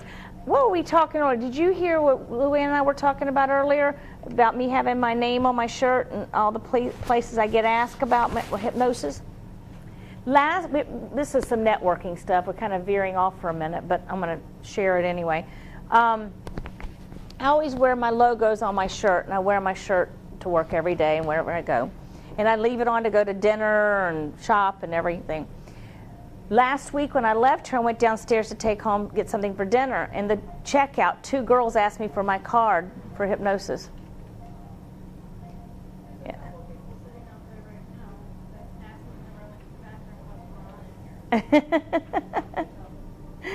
Not exactly. But that's how it happens. Very big. That's how it happens. So where I'm making this a little stronger, and what the purpose of this class is the timeline therapy, the Achieve Progress Report. Creating your destiny. Writing it out. Whatever it's for. However it is. And the science of it. So we break down, and we have the 1 year. Now this is where everybody calls me and we have to go over. Why do I take it and have you divide it in half and go to 6 months, divide it in half and go to 3 months, divide it in half and go to 1 month? Because the structure of what happens, and what I found 13 years ago, and what I used to do with Dorothy, is that you would look at this sheet and you would go to 1 month and you'd write it all down. And then 1 month would pass, you go, well, this doesn't work. Because 9 out of 10 times, I'm not saying that that's what everybody does now, but 9 out of 10 times, you sit down and you want everything and you write it down now, and you don't look that it can't happen in 1 month. I couldn't have written down when I came home from hypnosis school that I was going to do 50 people a week. But I could look a year from there. Well, back then my goal was to do 20 people a week. That was my goal. So I had to create the roadmap of how to go do that. Nobody taught me. I got certified by 8 different schools in the United States, and the marketing they taught us at some of the places I went, it's like, really? It was not there. So in the timeline therapy, when I got certified with my master's practitioner in NLP and then went through the training for this class, it was like, when we did it in class, I wrote everything down, and so did everybody in the class. And then so one of my questions to the teacher was, well, since I have it all written in 1 month, how do I get it to be in my year? She goes, well, you'll figure it out. I went, okay. And I came home and I tried to figure it out, and I used the word try. Then finally, as I started teaching my clients how to, use timeline therapy, I'm going, wait a minute. You really need to start a year from now and divide it back so that 1 month is doable, so that 1 month is palatable. You can do something with it. Once I started doing that, everything started shifting with my clients, like unbelievable. Do you divide by 12 or do you divide by 11? Well, I just divide in half. Your figures all come out. My 12 is that, divide it in half is 6 months, divide it in half is 3 months, divide it in half is 1 month, which are off 1 month. But by the time you start this and you write this all out, 1 month is going to kind of go. So within the next month and a half, this is when it's going to start. You start seeing the transitions. Once you kind of get in the flow of it, It just happens. Because you do have to break it down. I've given all kinds of metaphoric examples. You know, if you're going to be in a relationship in a year, you know, in 1 month you need to be doing something to meet somebody, not sitting at home, you know, hoping someone's going to knock on the door. When I did this work and I met my husband, I went out and I started reading more books. I want to change the type of people I was attracting. So I read in a book called The Power of the Subconscious Mind. It was an old book written in the 60s. There was a paragraph in there, how to attract the ideal husband.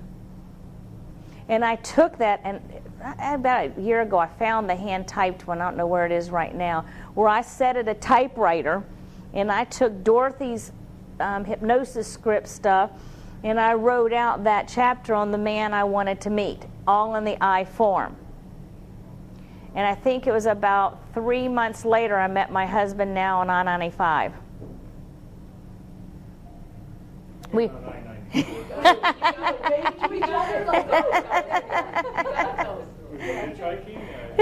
we were in traffic together, and we were between Sample Road and Oakland Park Boulevard, and there was kind of heavy traffic, and I was driving kind of an old lady's car, big brown Mercedes diesel, and he had a nice car, and he kept letting me, and I let him, and he waved, and I waved back, and I was real embarrassed, you know. I hadn't been on a date in a long time, and I worked all the time.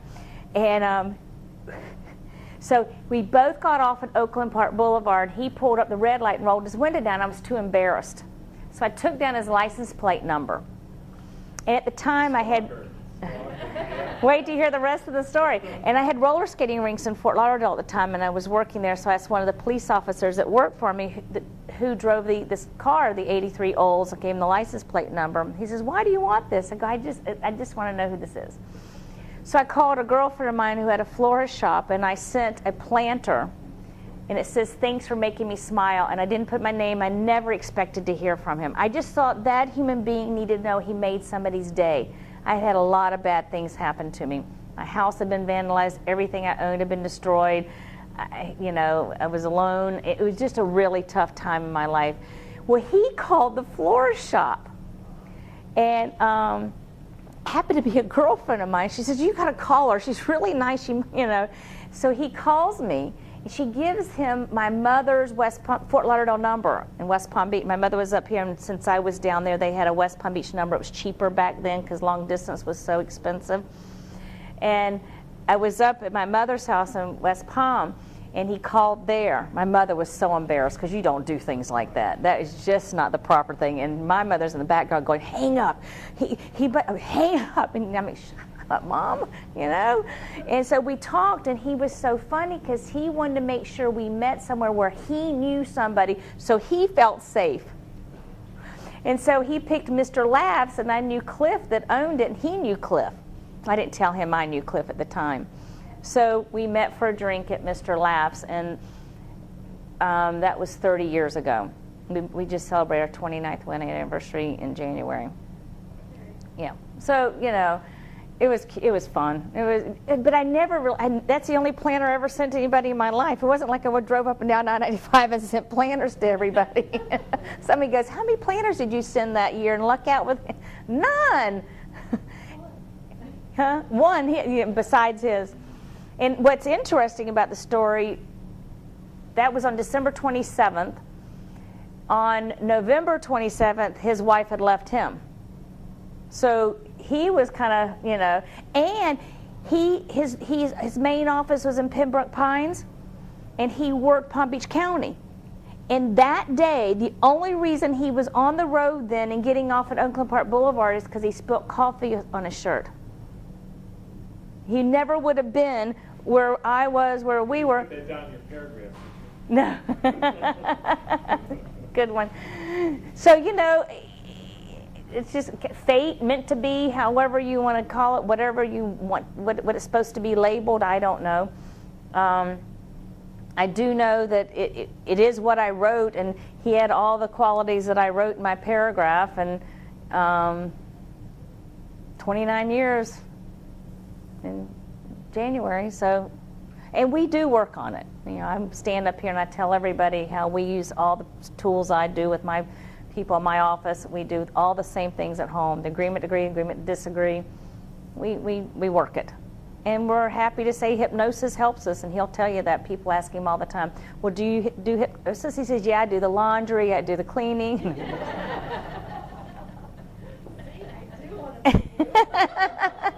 He's so funny. I said, yeah, I have this new subliminal stuff I'm bringing home and putting on. This is how it works. This is what I'm meaning, because we want to break it down so it does work. We do want to get it to where it's doable and acceptable, all the way down to the 3 months, you know, to bring it forward. If I'm going to make a change, I've got to have a roadmap. I'm going to repeat that a lot. Roadmap. I want to share a story. Mike is here, and he had me out in California, and I spoke with to some actors and actresses at a summit that he put on with his partners. It was really cool. They had agents and managers come and let the people come, actors and actresses that are trying to get in with people, to be able to ask questions of a manager, of a talent agent, because they're hard to talk to. They're hard to get appointments with. You know, it's a tough thing.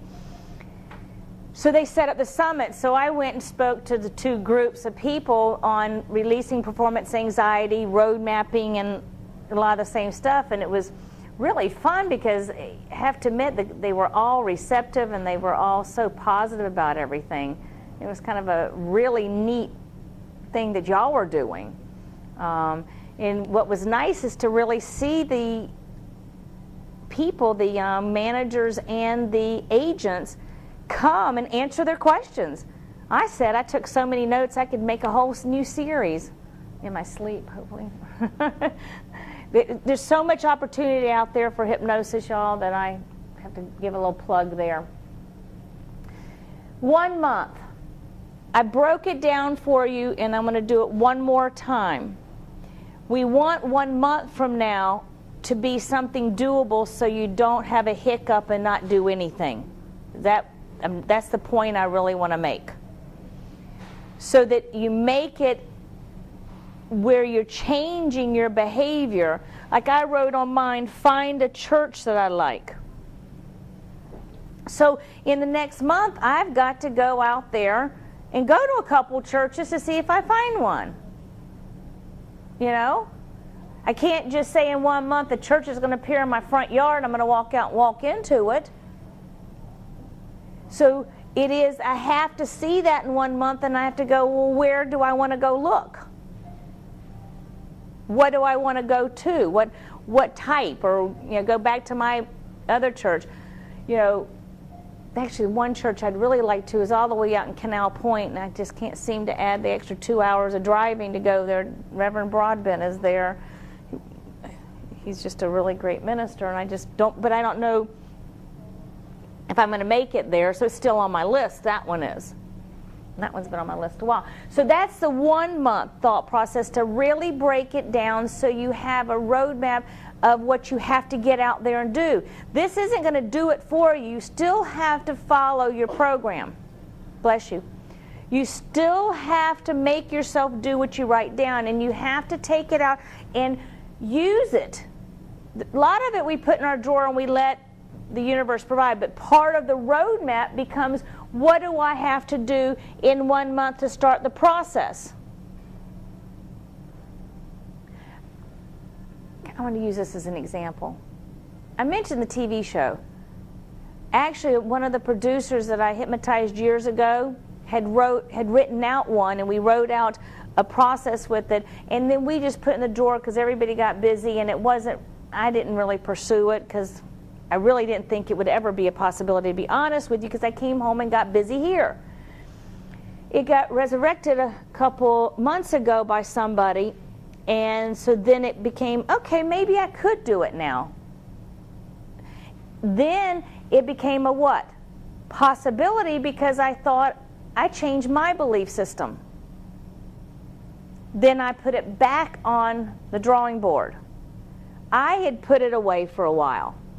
But maybe on purpose, maybe you weren't ready for it. I wasn't ready for it.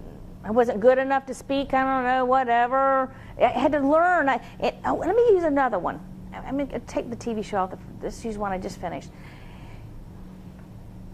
Teaching the hypnosis certification class.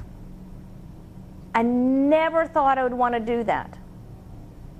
But 2 years ago, I started trying to find somebody to send people to. And I couldn't find anybody.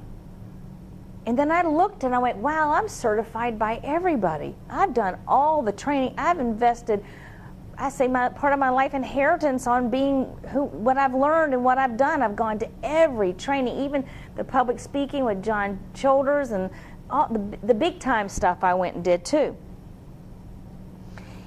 And I thought, every time I go to one, nobody wants to share at all. They want to just teach you this, this, and this.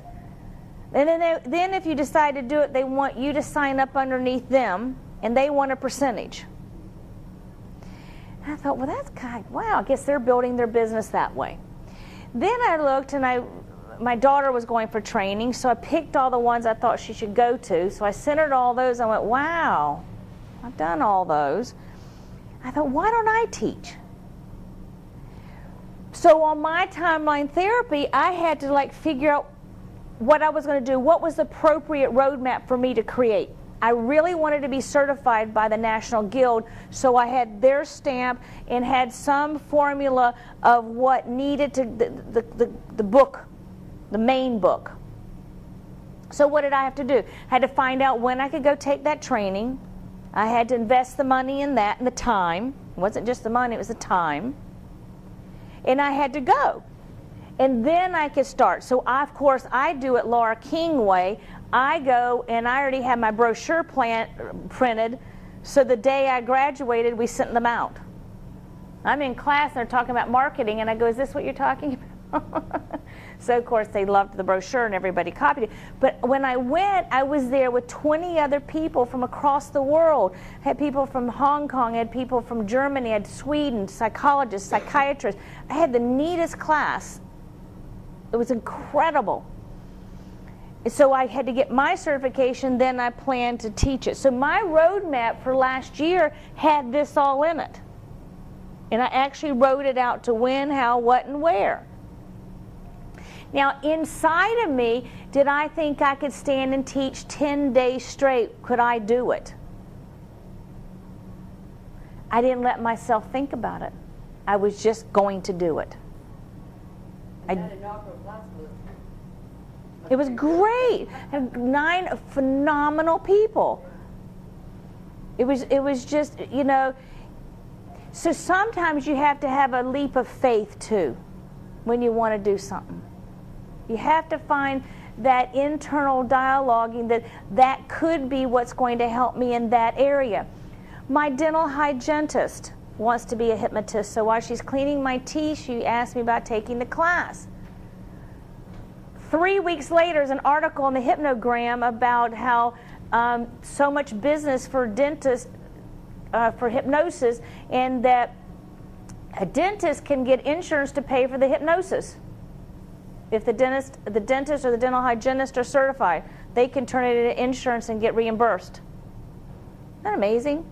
This is what's happening in the world. So, you know, here that facet, she asked me, and a month later this article comes out. I'm like, it's amazing the way things happen. So my roadmap had to be programmed to get there. I didn't know really whether I could do it or not, but I just put in my brain I was going to do it, period. And I did it. And I learned a lot myself, because there were some, which I shared last week, some of my learning disabilities that came out while I was teaching, and I just overcame them. Everybody helped me in the class. So in the process of that, it also was a learning experience for me. So what I want to share is that I put it all in my timeline therapy last year. So the experiences that we experience create the outcomes. I'm going over this because there's something different here that we got to go over we didn't go over before. And I waited till after we laid out the months and everything. The alpha consciousness requires only the mental image. Images, pictures that are desired goal as you produce alpha brain waves. This is science here. That thinking is a conscious mind activity. Let the image happen. So when you have a thought, when y'all read a book, when you read a book, do you see pictures of the river flowing, the guys running together? Do you see it? I don't see pictures either. I see it as like I let my brain see a movie, like an apple. You get an image of an apple. You kind of. What we're saying here is the visualization has to be created in the alpha level of the brain. Right now, we're talking in the beta level. When you pray, meditate, and do yoga, you go into alpha. So when you do see images in your brain, when you remember being in Sweden, let's say from the summer, you can get an image of the hotel, or you can get an image of a store. You're actually shifting your brain into alpha.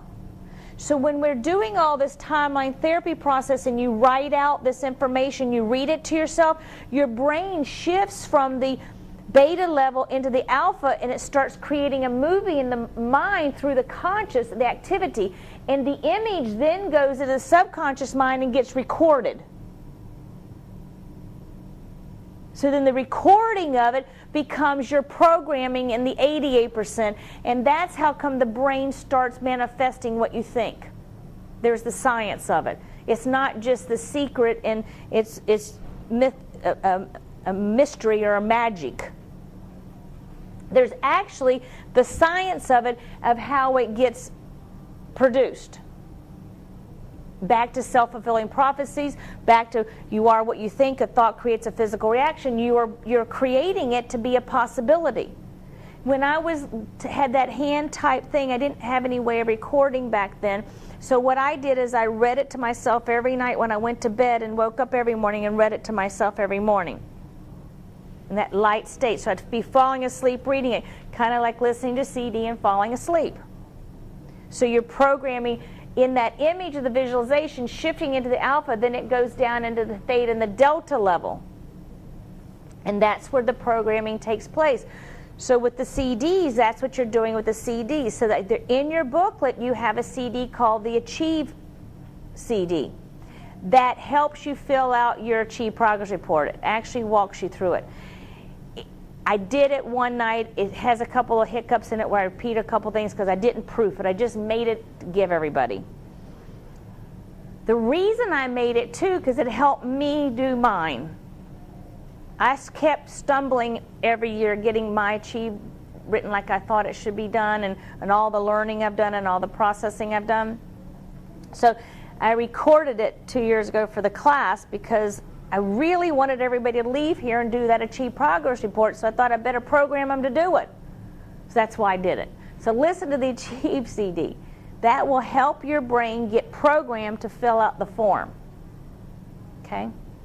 Very important. But this is actually, to me, a very important thinking consciously for y'all to grasp hold of, because what you're changing is the conscious mind's activity, and the images start happening.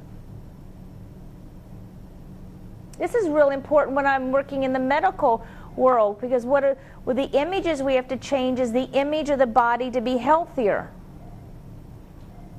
to see whatever area of the body needs to heal. So that's part of the structure. Accountability.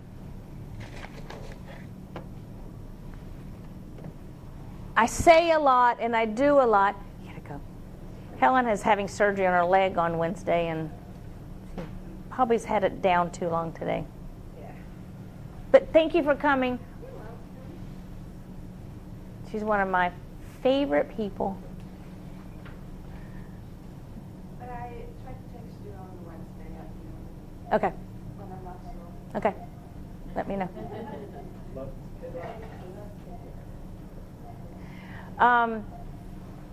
Accountability. You know, I have a lot of clients that do life coaching with me, and they come to me a lot. So we do a lot of accountability because they're accountable to me. if you don't have somebody to join partners with or to find a way to have some accountability, figure out a way to. How can you be sure of what you want versus what you need? Accountability in figuring out your commitment, then accountability to what it is to figure out your wants and needs. You need someone to share, you need someone to talk to about that. Because we have a habit inside of our mind, and I got caught on this actually today by a client I had to talk to. You probably can figure out which one when I tell the story. I shared last week that I'm going to go on this cruise, and so I told myself I'm going to make the extra money to pay for the cruise because is that a want or a need to go on that cruise? Everybody. It's a need, go ahead. For Laura, and everybody says it's a need. I think it's kind of a want, but right now in my life it's a need. But this person I was talking to says, how come you tell me that and you have to clarify that you're working harder and longer hours so you can pay for it? I went, well, I really don't have an answer for you. Then I thought, well, because I've always had to have an excuse why I'm getting something. I needed an explanation or that I earned it or I'm worthy of it or, So here I am sitting there trying to, yes. And I'm justifying over and over again. And finally I stopped. I went, I don't need to justify this. I'm going on vacation. I have permission. But just to be called on the carpet for it, yeah. This particular client calls me on the carpet for everything. She likes to find things that I'm not perfect about. And I said, well, I'm not perfect. I wrote a whole damn book. Perfect enough. I don't want to be perfect. So the need or the want, but sometimes we need accountability so someone else can look at your story and say, really, that's a need. Laura, you need to go with your husband. He's turning 62, you're turning 58, look at your life.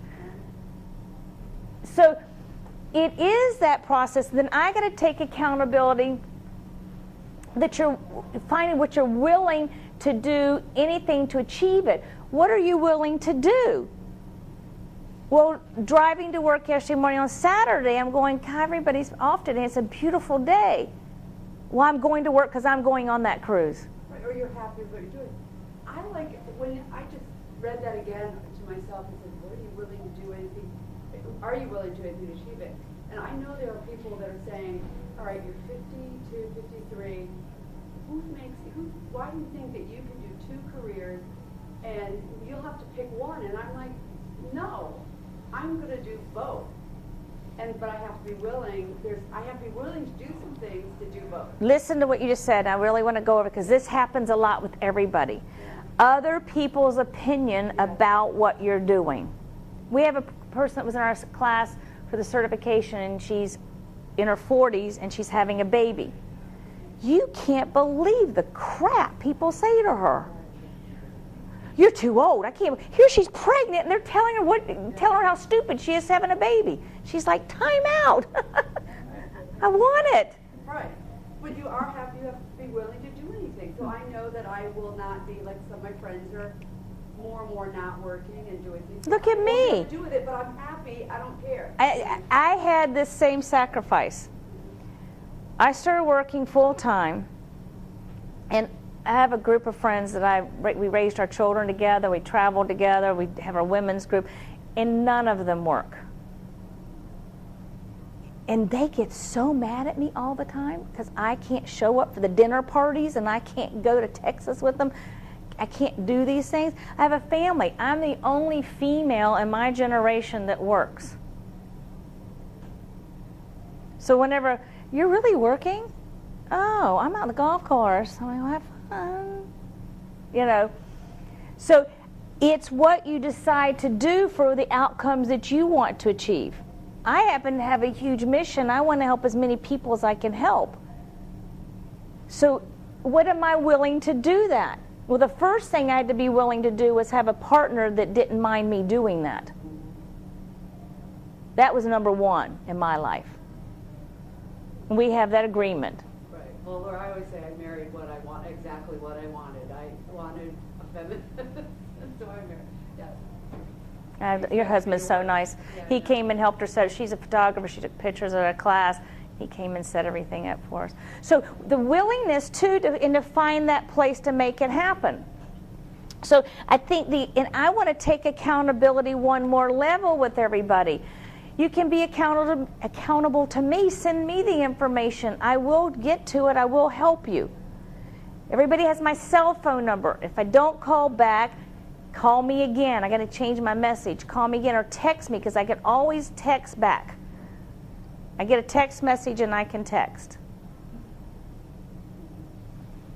I actually become an expert at hypnotizing and texting.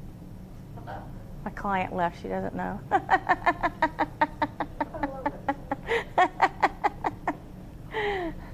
I am pretty good. Deeper and deeper. Okay, what do you need now?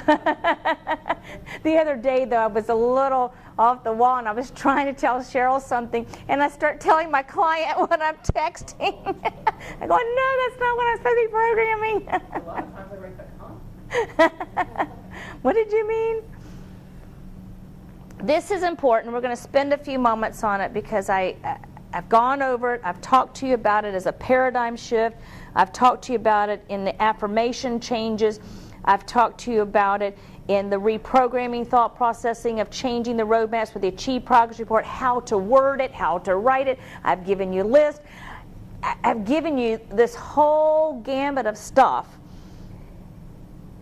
The whole purpose of it all is the belief change. Because your results come from what you want, but what you want and how you want it. What is it that you say that you want? Your results are evidence of it. You get what you're always thinking. So wherever you are in your life right now, whatever isn't working, whatever has a hiccup in it, whatever is not the way you want it, you have to know that you are living the results of your thoughts now. And if they ain't what you want, you got to take these tools and change it. Checking your results is the ability to look and say and find the good that has happened so you can have an attitude of gratitude to what you have done. We still want to keep that in check. We really want to be able to do that. You know, I tell the story, I like to have gardens and I like to grow orchids, but I never have time for them. So I have a beautiful garden. I get home too late, I can't get out there and cut my fresh organic vegetables and eat them because we've eaten out anyway, so we didn't need to eat them anyway. But I go out there the other day and I see all these broccoli heads that were wasted. I counted 25 of them that blossomed. And I'm like going, what a shame. And I'm going, I can't beat myself up. But what can I do? Figure out a way the next time I plant a garden that I put it on my calendar to come get the vegetable. So instead of beating myself up, I look at what my mind is doing. My belief changes. I really like having a garden. But now I got to add to the list to eat it. You know, I used to cut it all and take it to Sari Center and share it with my clients. And I shared with everybody I quit. I don't work there anymore. So my collard greens and my broccoli were always grown because I would take them every Tuesday to the Sari Center. I was known to go to the 8th floor of the Ferris building with my big cooler behind me. I'm known as the avocado queen to the valet parkers. My husband went there and the guy recognized his car and he says, "You're the avocado lady, husband, aren't you?" He goes, "Yeah." Because I have my avocado trees, my avocados are this big. And last year I had 155 avocados off that tree. And boy, I would go with lots of avocado buckets, my kitty litter box. How do you keep the squirrels off them? Do you mind if we go into this? Because the squirrels just Well, I'll tell blocks around. I'll tell you why I don't have any squirrels. It's because that tree is located in my fenced yard, and I have a Jack Russell Manchester Terrier and a mini pin. They don't tease them, so it's off subject, drag on. That's okay. But there are other ways. There's a fence near it to put a little electric fence around. It doesn't cost hardly a penny, just pennies. There's very cheap. You can. There's a little transformer you can get. I know all about that because we had to do it for the horse next door. It's just a little transformer, and you can hook up, just run a little wire, little glass tops on top of the fence, and leave that on. Once they get zapped a couple times, they won't come near there. They send a message out. Don't go there. Yeah, that's what we. Yeah. Yeah, I know. But the dogs keep them wet. So I want to focus on belief change. Remember when Dr. Laura in our certification class, she brought a book in. It was about that thick. And it was all about the beliefs that a human gets from their hereditary country they're from, religion, cultural, all the cultural beliefs. We as human beings, we have meta programs in our subconscious mind that are created by the cultural, the teachers, the parents, there's layers of information in your brain that become your beliefs. That creates how you respond to everything. Your belief of being able to generate a behavior change could get resistance from your 88% because it's not congruent with a belief system that you have from childhood. Now, I'm going to use one that just came up, and I can talk about it, being a public speaker. I had a lot of mine, which I've shared with you from high school, what happened to me, so I could not get up and speak. Well, I had a client come in the other day, and he was always a good public speaker, but one of his jobs, he got ridiculed and something happened, and he went home. It was when he was young. He went home, and his father said, well, you know, gave him a whole list of things of why he couldn't be a good speaker, which solidified it, and he can't get up. He actually has panic attacks. Well, his new job right now, he has to speak. So I can't just program him that he's going to be a good public speaker. I got to get rid of all the baggage. Because his baggage, when he steps out there to speak, is going to come not what I just said to him. I got to override that. But the easier way is to change it. So sometimes when we're doing things, if we're doing the same way, or we don't have success at this, or we don't have success at that, it comes from the information of what's in your brain that's causing that same cause and effect. So to use the word paradigm shift again is right on top of this. So it becomes that when I say the I am that you're writing with this processing here, the I am is the belief change. Now there's one I wrote on here on purpose to have fun with tonight. It was to find a church. I'm Methodist. Grew up at a Catholic school part of my life. I know a lot about religion, a lot of ways more spiritually from my studies with Dorothy and from all that I read and all that I do. I don't like the way a lot of churches are hypocritical, and I don't want to get into all that, but I don't care for that. And I'm going to add another facet here, which some of y'all already know. Being a hypnotist, people think we're anti-Christ. Well, my story is I'm very spiritual, and God has me on a mission, and I do this because I believe all my life's lessons are for one reason, so I can help more people. That's my story.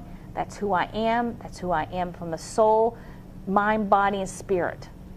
So to be ridiculed for that is my learned information now is to look at the other person and say, it's your lack of knowledge. But maybe they just watched the TV show Kathy told me about on the way here tonight, where the person hypnotized somebody in the show and the person convinced a cop to kill somebody. Well, that's not true. It's TV and it's not real. in today's world, it's much more acceptable. Even Christ Fellowship now accepts hypnotists, you know. I also sent a letter. Remember right after the class, I want my niece, who lives in Yes. Palm Beach, to take the class. And I approached her, and she's very, very religious. The wildest thing is that next day, her daily devotional was, the page that it opened to for that day was a woman who was talking about the powers of the mind and hypnosis and how it was actually okayed in the Bible. In the Bible, it And talks she about. sent this to me, so it was like this timing was wild. So in my search of finding a church, some of y'all have heard this before, there's a new church right next to my house called the Metropolitan Church. It's for anybody. I mean, it's a gay church, actually. But there's mixed marriages. There's everybody's welcome. Plus, I have so many clients there. I go there on every row. I say hi to somebody I know, you know. And there's one really nice couple that I've been friends with for a long time, and they're real involved in the church. So I go there for Easter this last year, a year ago, and it was the best day. It was awesome. Remember I called you Kathy? It was like this awakening that I could go to church and be accepted. Now, different because everybody different in the churches. But so when I wrote on here to find a church that I'm comfortable with, you know, there might be all kinds of reasons why I need to do that. So you've got to look at what my belief change had to be for me to go, I really just wanted to go someplace where someone wasn't going to roll their eyeballs at me that I'm a hypnotist. I went there because I thought that would be the one place I could go and not get judged. I didn't go to church for a couple years because of that.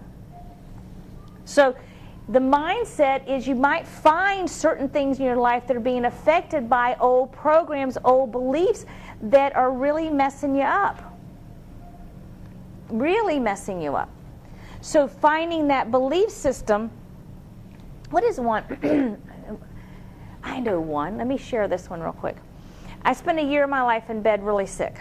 And one of my difficulties was an autoimmune disease, and another one was fibromyalgia. And when you went to the doctors, there's no cure for fibromyalgia. It's just pain you're going to have the rest of your life.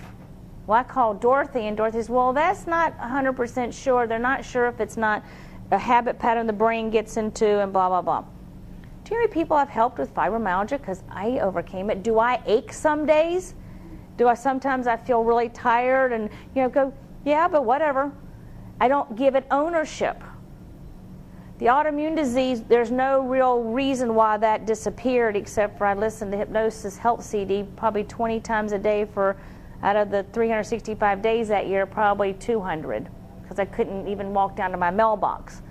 So, you know, that's just a miracle. But then again, Dorothy, my mentor, created all this in the 60s when she was diagnosed with scleroderma and told she had 6 months to live.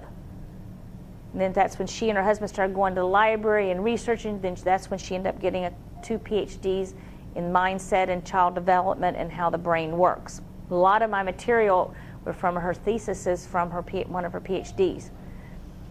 Now, she did pass away 13 years ago at the age of 63 from a minor surgery. The husband really wanted to see if there's any scleroderma left in her body. They did an autopsy, no scleroderma. The doctors were amazed.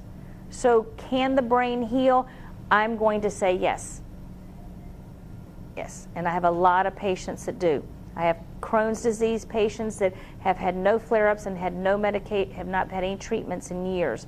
When I first started seeing them, I'd have to go to the hospital and they'd have to get shots in their abdomen. I'd have to hypnotize them to have their treatments. And now they haven't had a treatment in years. So there is that belief system that has changed in their brains. Same thing. So really think about where you have had a hiccup. I don't want to use the word failure. A hiccup in your career, in your life, and see what your belief systems are about being successful, about the career you're chosen. See where that hiccup is. See where the belief is. And I would like to do a little belief change session with you. Is that okay with everybody? Because I would like to walk through a process of creating the mindset. Does anybody have to go to the bathroom? Because I'm going to do a hypnosis session. Okay. Do it before I do that, which is a really good idea. I'll tell you why when he leaves.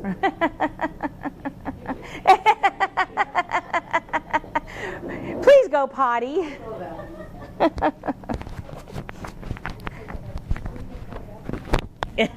Now you do. Now you do. Do we still have time on this thing? Does it have me in it right here? There. It's on. Thank you. My tech guy. Any questions about what we just did? Because I kind of incorporated 3 different techniques and put the processing in there. Any revelations? Any thoughts? Any thoughts? What different techniques? What I kind of did with the wall, which would you have a CD in your thing, I kind of added another version of the wall till we tear it down. Then I did the sanctuary where I took you to your private place inside of your mind. There's a whole section there where you can meet your sage, your guide, and there's another section, and I tapped into that for a moment because I wanted to get it all in there. Is to open the mind to listen to the inner voice, kind of bringing some more information in. Technically, scientifically, we can only have the thoughts we programmed in our brain. But sometimes what the theory is you open it up, you'll hear more stuff out of your mind that you might have been blocking. Then the possibilities become a little bit more easily accessible or obtainable. So the sanctuary is a place, and there's actually a program to where you see the movies and answers come to you. There's still information that's in your mind, though. I've had that work for me a lot, where that movie playing and answers come. And a lot of things that I've seen, I've done. So it's incorporating that in what I do. And then when I said ask questions if you want something, that question ability, and you can do this when you're listening to any one of the CDs, when you start relaxing, if you're trying to figure out something, say, what should I really do? And your brain will send you messages, and you'll wake up in the morning with an answer. It's a real good way if you've lost something. Say, I'll find it in the morning. I'll remember tomorrow. I'll go and, that's one of the tricks of hypnotizing someone to find a lost item. Because then the mind will give the answers to where it was put. Because it's in the memory bank. If it won't come under session and they don't come right out with it, I say you'll wake up in the morning and find it. And 9 out of 10 times they will. Actually 8 out of 10. Because sometimes it's been stolen, so they go back there and it's not there because somebody took it. And that happens. But then we have to prove it and stuff. So if we get the belief change, if there's some stumbling block about something, you want to go in and find inside of you what the belief is that could be causing the stumble. Now that you deserve to be abundant, continue to challenge yourself, train yourself, learn more about creating wealth, and participate in life. The abundance of life is really about being happy. You know, what is happiness? I work a lot with equestrians. And they're living their joy of their life, and they're out there puking in the porta potty before they go in to show the horse. And they're not having any fun whatsoever. And I go, what do you do it for? And then the trainer convinces them they can't ride their own horse because the trainer wants to ride the horse. And, it's amazing. How about a golfer who gets out there and he's so busy picking his game apart that he's supposed to be enjoying it, but he's so busy chit-chatting about where his foot sits and where his wrist is or his arm is or whatever. And really, it's getting the subconscious mind, the unconscious competence, the unconscious confidence to be what they're doing. And then just do it. My favorite thing to talk about in belief change, to believe in what you're doing, number one, but to trust it and just do it. So 9 out of 10 times I'll say, when you pulled in my parking lot, did you get out and measure the space to see if you could pull in? And they look at me like I have 2 heads. And they go, no. I go, oh, but you can't remember the distance to jump that fence on your horse, and light bulbs go off. They trust pulling the car, but they don't trust riding the horse. Golfers, same thing. So creating that energy, creating the positiveness to enjoy what you choose to do, no matter what it is. Let the joy become the purpose, let the joy become the outcome, let the joy become the reason why. Ask and it is given. That is written by a lot of different places. It's you know, as I move through the day, I'm going to look for opportunities to appreciate. We have a lot to appreciate, especially living in South Florida. I mean, we really have a lot. And the opportunity to praise, I'm going to praise. How many people compliment somebody every day? Yeah. And to be able to, you know, be thankful, you know, someone did something, thank them. Opportunity to criticize, I'm going to keep my mouth shut and try to meditate. To stop criticizing. I feel like to criticize. Hey, kitty, oh, this is funny. Someone put this on there because they do this. This was written in a Louise Hay booklet, and Wayne Dyer said something like this. If you go to criticize, say, hey, kitty, kitty, instead of criticizing somebody. Pet my cat until the feeling goes away. That was written in a book. So Rhonda put on there because she has a cat. But what is it to criticize somebody? That creates a negative energy in the person who's criticizing. It's what you're going to get back. Right. Thank you. I agree. Ask and it is given. Ask and it is given. Isn't that a self-fulfilling prophecy? Are you clear about what you want? That's the part of the equation that the universe, what you want, you have to tell the universe. That's why I break down the timeline therapy so much, so you're clear about that process. I want, the universe begins to manifest it. As you keep asking it clear, you zero in what it is, and then that's the way it happens. However, open to receive, not necessarily on the timing. I get asked this a lot. What about the timing? If you put it on there, it's going to happen in a month. Does it really happen in a month? I can't guarantee that, but 9 out of 10 times, pretty damn close. If it doesn't, you really need to go through the evaluation period of thought of what it is you're asking for and what beliefs are stopping it. And it doesn't have to be your beliefs, it could be someone you're involved with beliefs. You have to look at what all the energy is. This is probably the most important thing.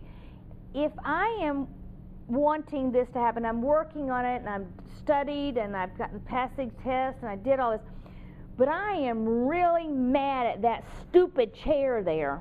That chair just annoys the hell out of me. I hate that chair. All that energy, that chair just screwed up everything else I want to do. For every negative thought, it takes 4 positives to override. 1 to 4. Learn that from Dr. Laura. I used to say 1 on 1, 1 to 4. So me not liking that chair could really screw up my day. That chair's energy, or my hatred toward that chair, could go in over onto my desire to, what do I want? Create my TV show, or to be busy at work. Because I hate that chair, could actually screw up my sleep tonight. Because I'm going to go home and worry that chair's going to be here next time I come here. Or someone might bring that chair to my house. What am I going to do if somebody brings that chair to my house? I'm going to not like my house. It's going to screw up my house. God, if my husband sits in that chair, boy, God, I'm going to start not liking my husband. You used to give Jennifer an example. If there's something like, I'm really agitated right now with some people planning a lighting sharp for my kids, and they're like, it's just too much. And so by concentrating on that, I'm realizing it's ruining the rest of, right. So. Nail on head. Listen to what you just said. Let it go and let everybody be who they are and do what they're doing, and look at the attitude of gratitude, of appreciation for whatever they're doing. Well, there's more to it. Nothing's gonna equal your expectations. Yeah, it's not the expectation, no. There's a whole. It doesn't matter. Yeah. It doesn't matter. You still have to accept it. Right. You still have to accept it. You don't have to like it, but you Or do. you change it and do something else. I mean, you just gotta, you can't But let it. any negative energy that's manifested and you try to control it is going to be that chair. Okay, let me give another metaphor with that one. Client comes in, she's coming to me for, it was for equestrian. She walks in, she's in a pretty good mood. She sits down in the chair and her mood starts changing. We are not talking about any life situations here. She gets sadder and sadder. I'm going, stop, time out here. Is there something in my room that annoys you? She looks around the room and she looks over, oh God, that orchid reminds me of my mother. She just died last week. Now, she can come in there with that, but that orchid reminded her of the funeral or something, and it brought that energy back to that moment. I neutralized it and we worked on it, and it ended up being something really good we got out of her. I really helped her with something else that she didn't come in for. But that's how easy something can create something. I mean, I had fun with the silly chair, but that's a really good example, because we get little things stuck in our noggins that we don't like. You really have to let go of whatever it is, because to receive, you have to be open. But the time slotting is what I want to go over too. If that chair is here, it's going to affect what I wrote out for the next month, that chair is involved in my life, because the negativity of that chair is going to keep me from being positive of what I want to manifest. So it really is about really working on being neutral about everything. For healing, it's very important. You have to, and someone said, well, Laura, that's kind of ridiculous. If I don't like that chair, it's okay. Well, if that chair is in your life every day, it's not okay, because it's going to affect you every day. So it's really realizing what's affecting you. Negative people affect you.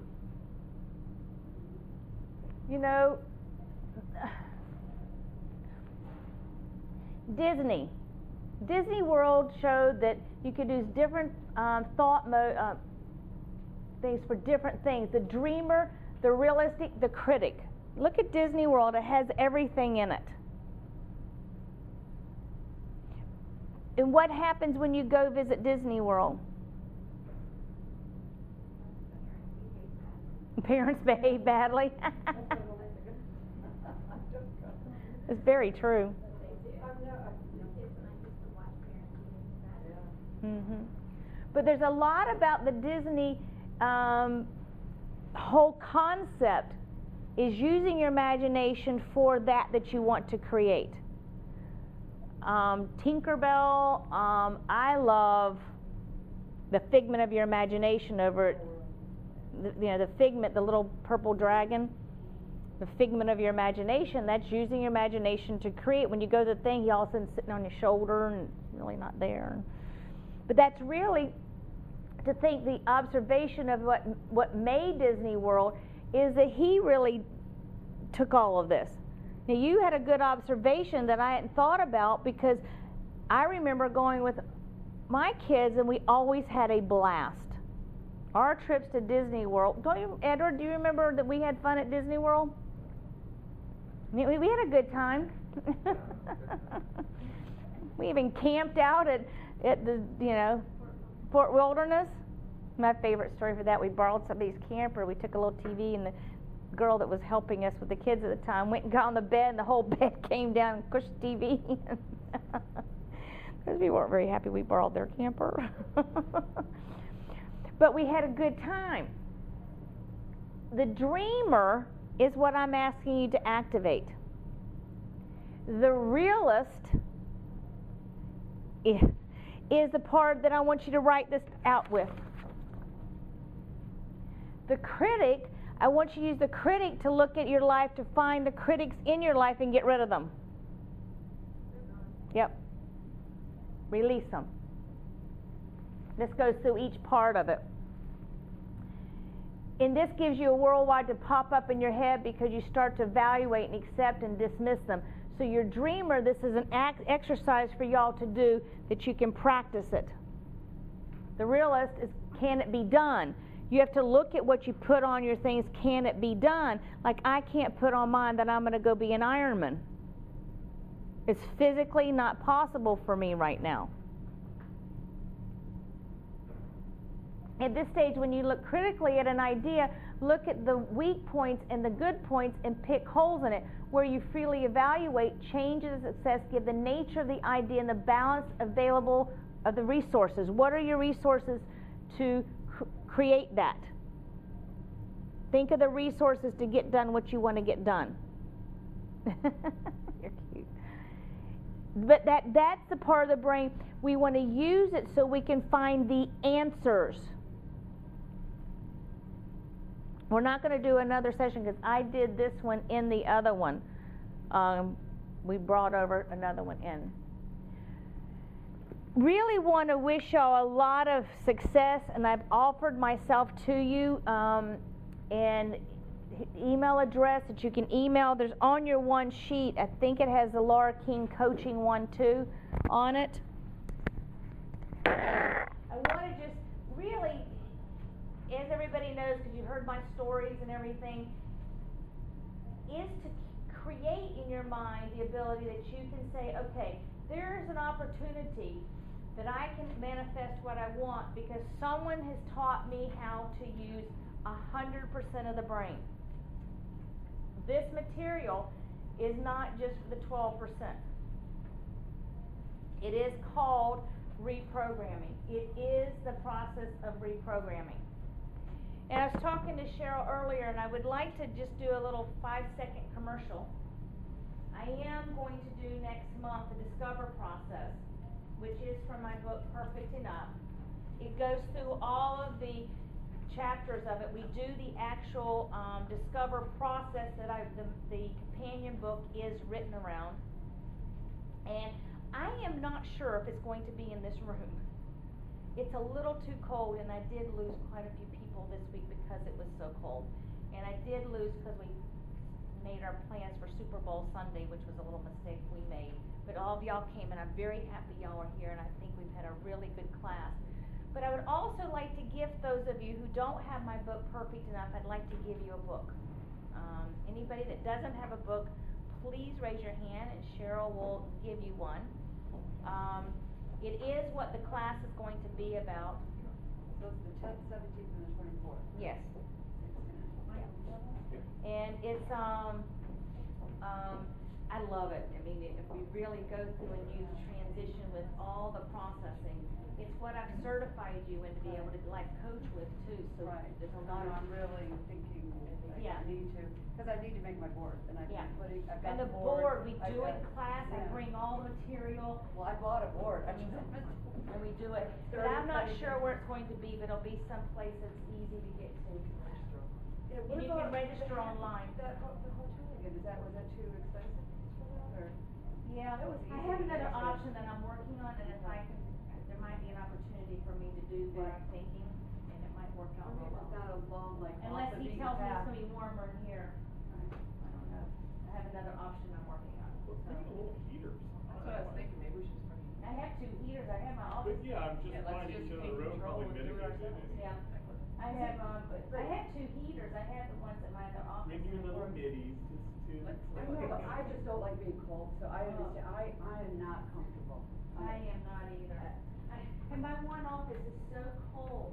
I have a heater right where I sit at work. Now I had to rent another office upstairs, and it's half the size, and it has no windows. And upstairs they keep it colder. one day I was hitting it and my teeth were chattering. We were teeth chattering, and it was so cold. My poor client, I kept warming them up, and I was freezing. And I had a blanket on them. Oh. Well, I want to thank everybody for coming. Any questions, any ideas, anything that? Thank you, Kathy. Thank you. Any other thoughts about what we talked about? We're almost done, so, I want to thank everybody for coming to. I'm excited to get this filled out and get it finished and, I got half of it and then, yeah. Yeah, and get that I'll start my box. the achieve process, Yes. put that in, listen to that, I have to listen to that. And then we put in there anything as possible. Right. Check y'all's and see if it's recorded. Helen came in and hers was not recorded. Look on the back of it, see if it's been burned. You can see a line. If it's completely clear and there's no line, then it's not recorded. That was recorded. But anything is possible, that's one of my favorite things. Oh, is it? Oh, right here, like that. That's recorded. Yeah, that's recorded. So she just got one that. Thank you. You're welcome. Go get warm. Do you want these back so you can use them in the Yes. future? I don't like. And here, wait, she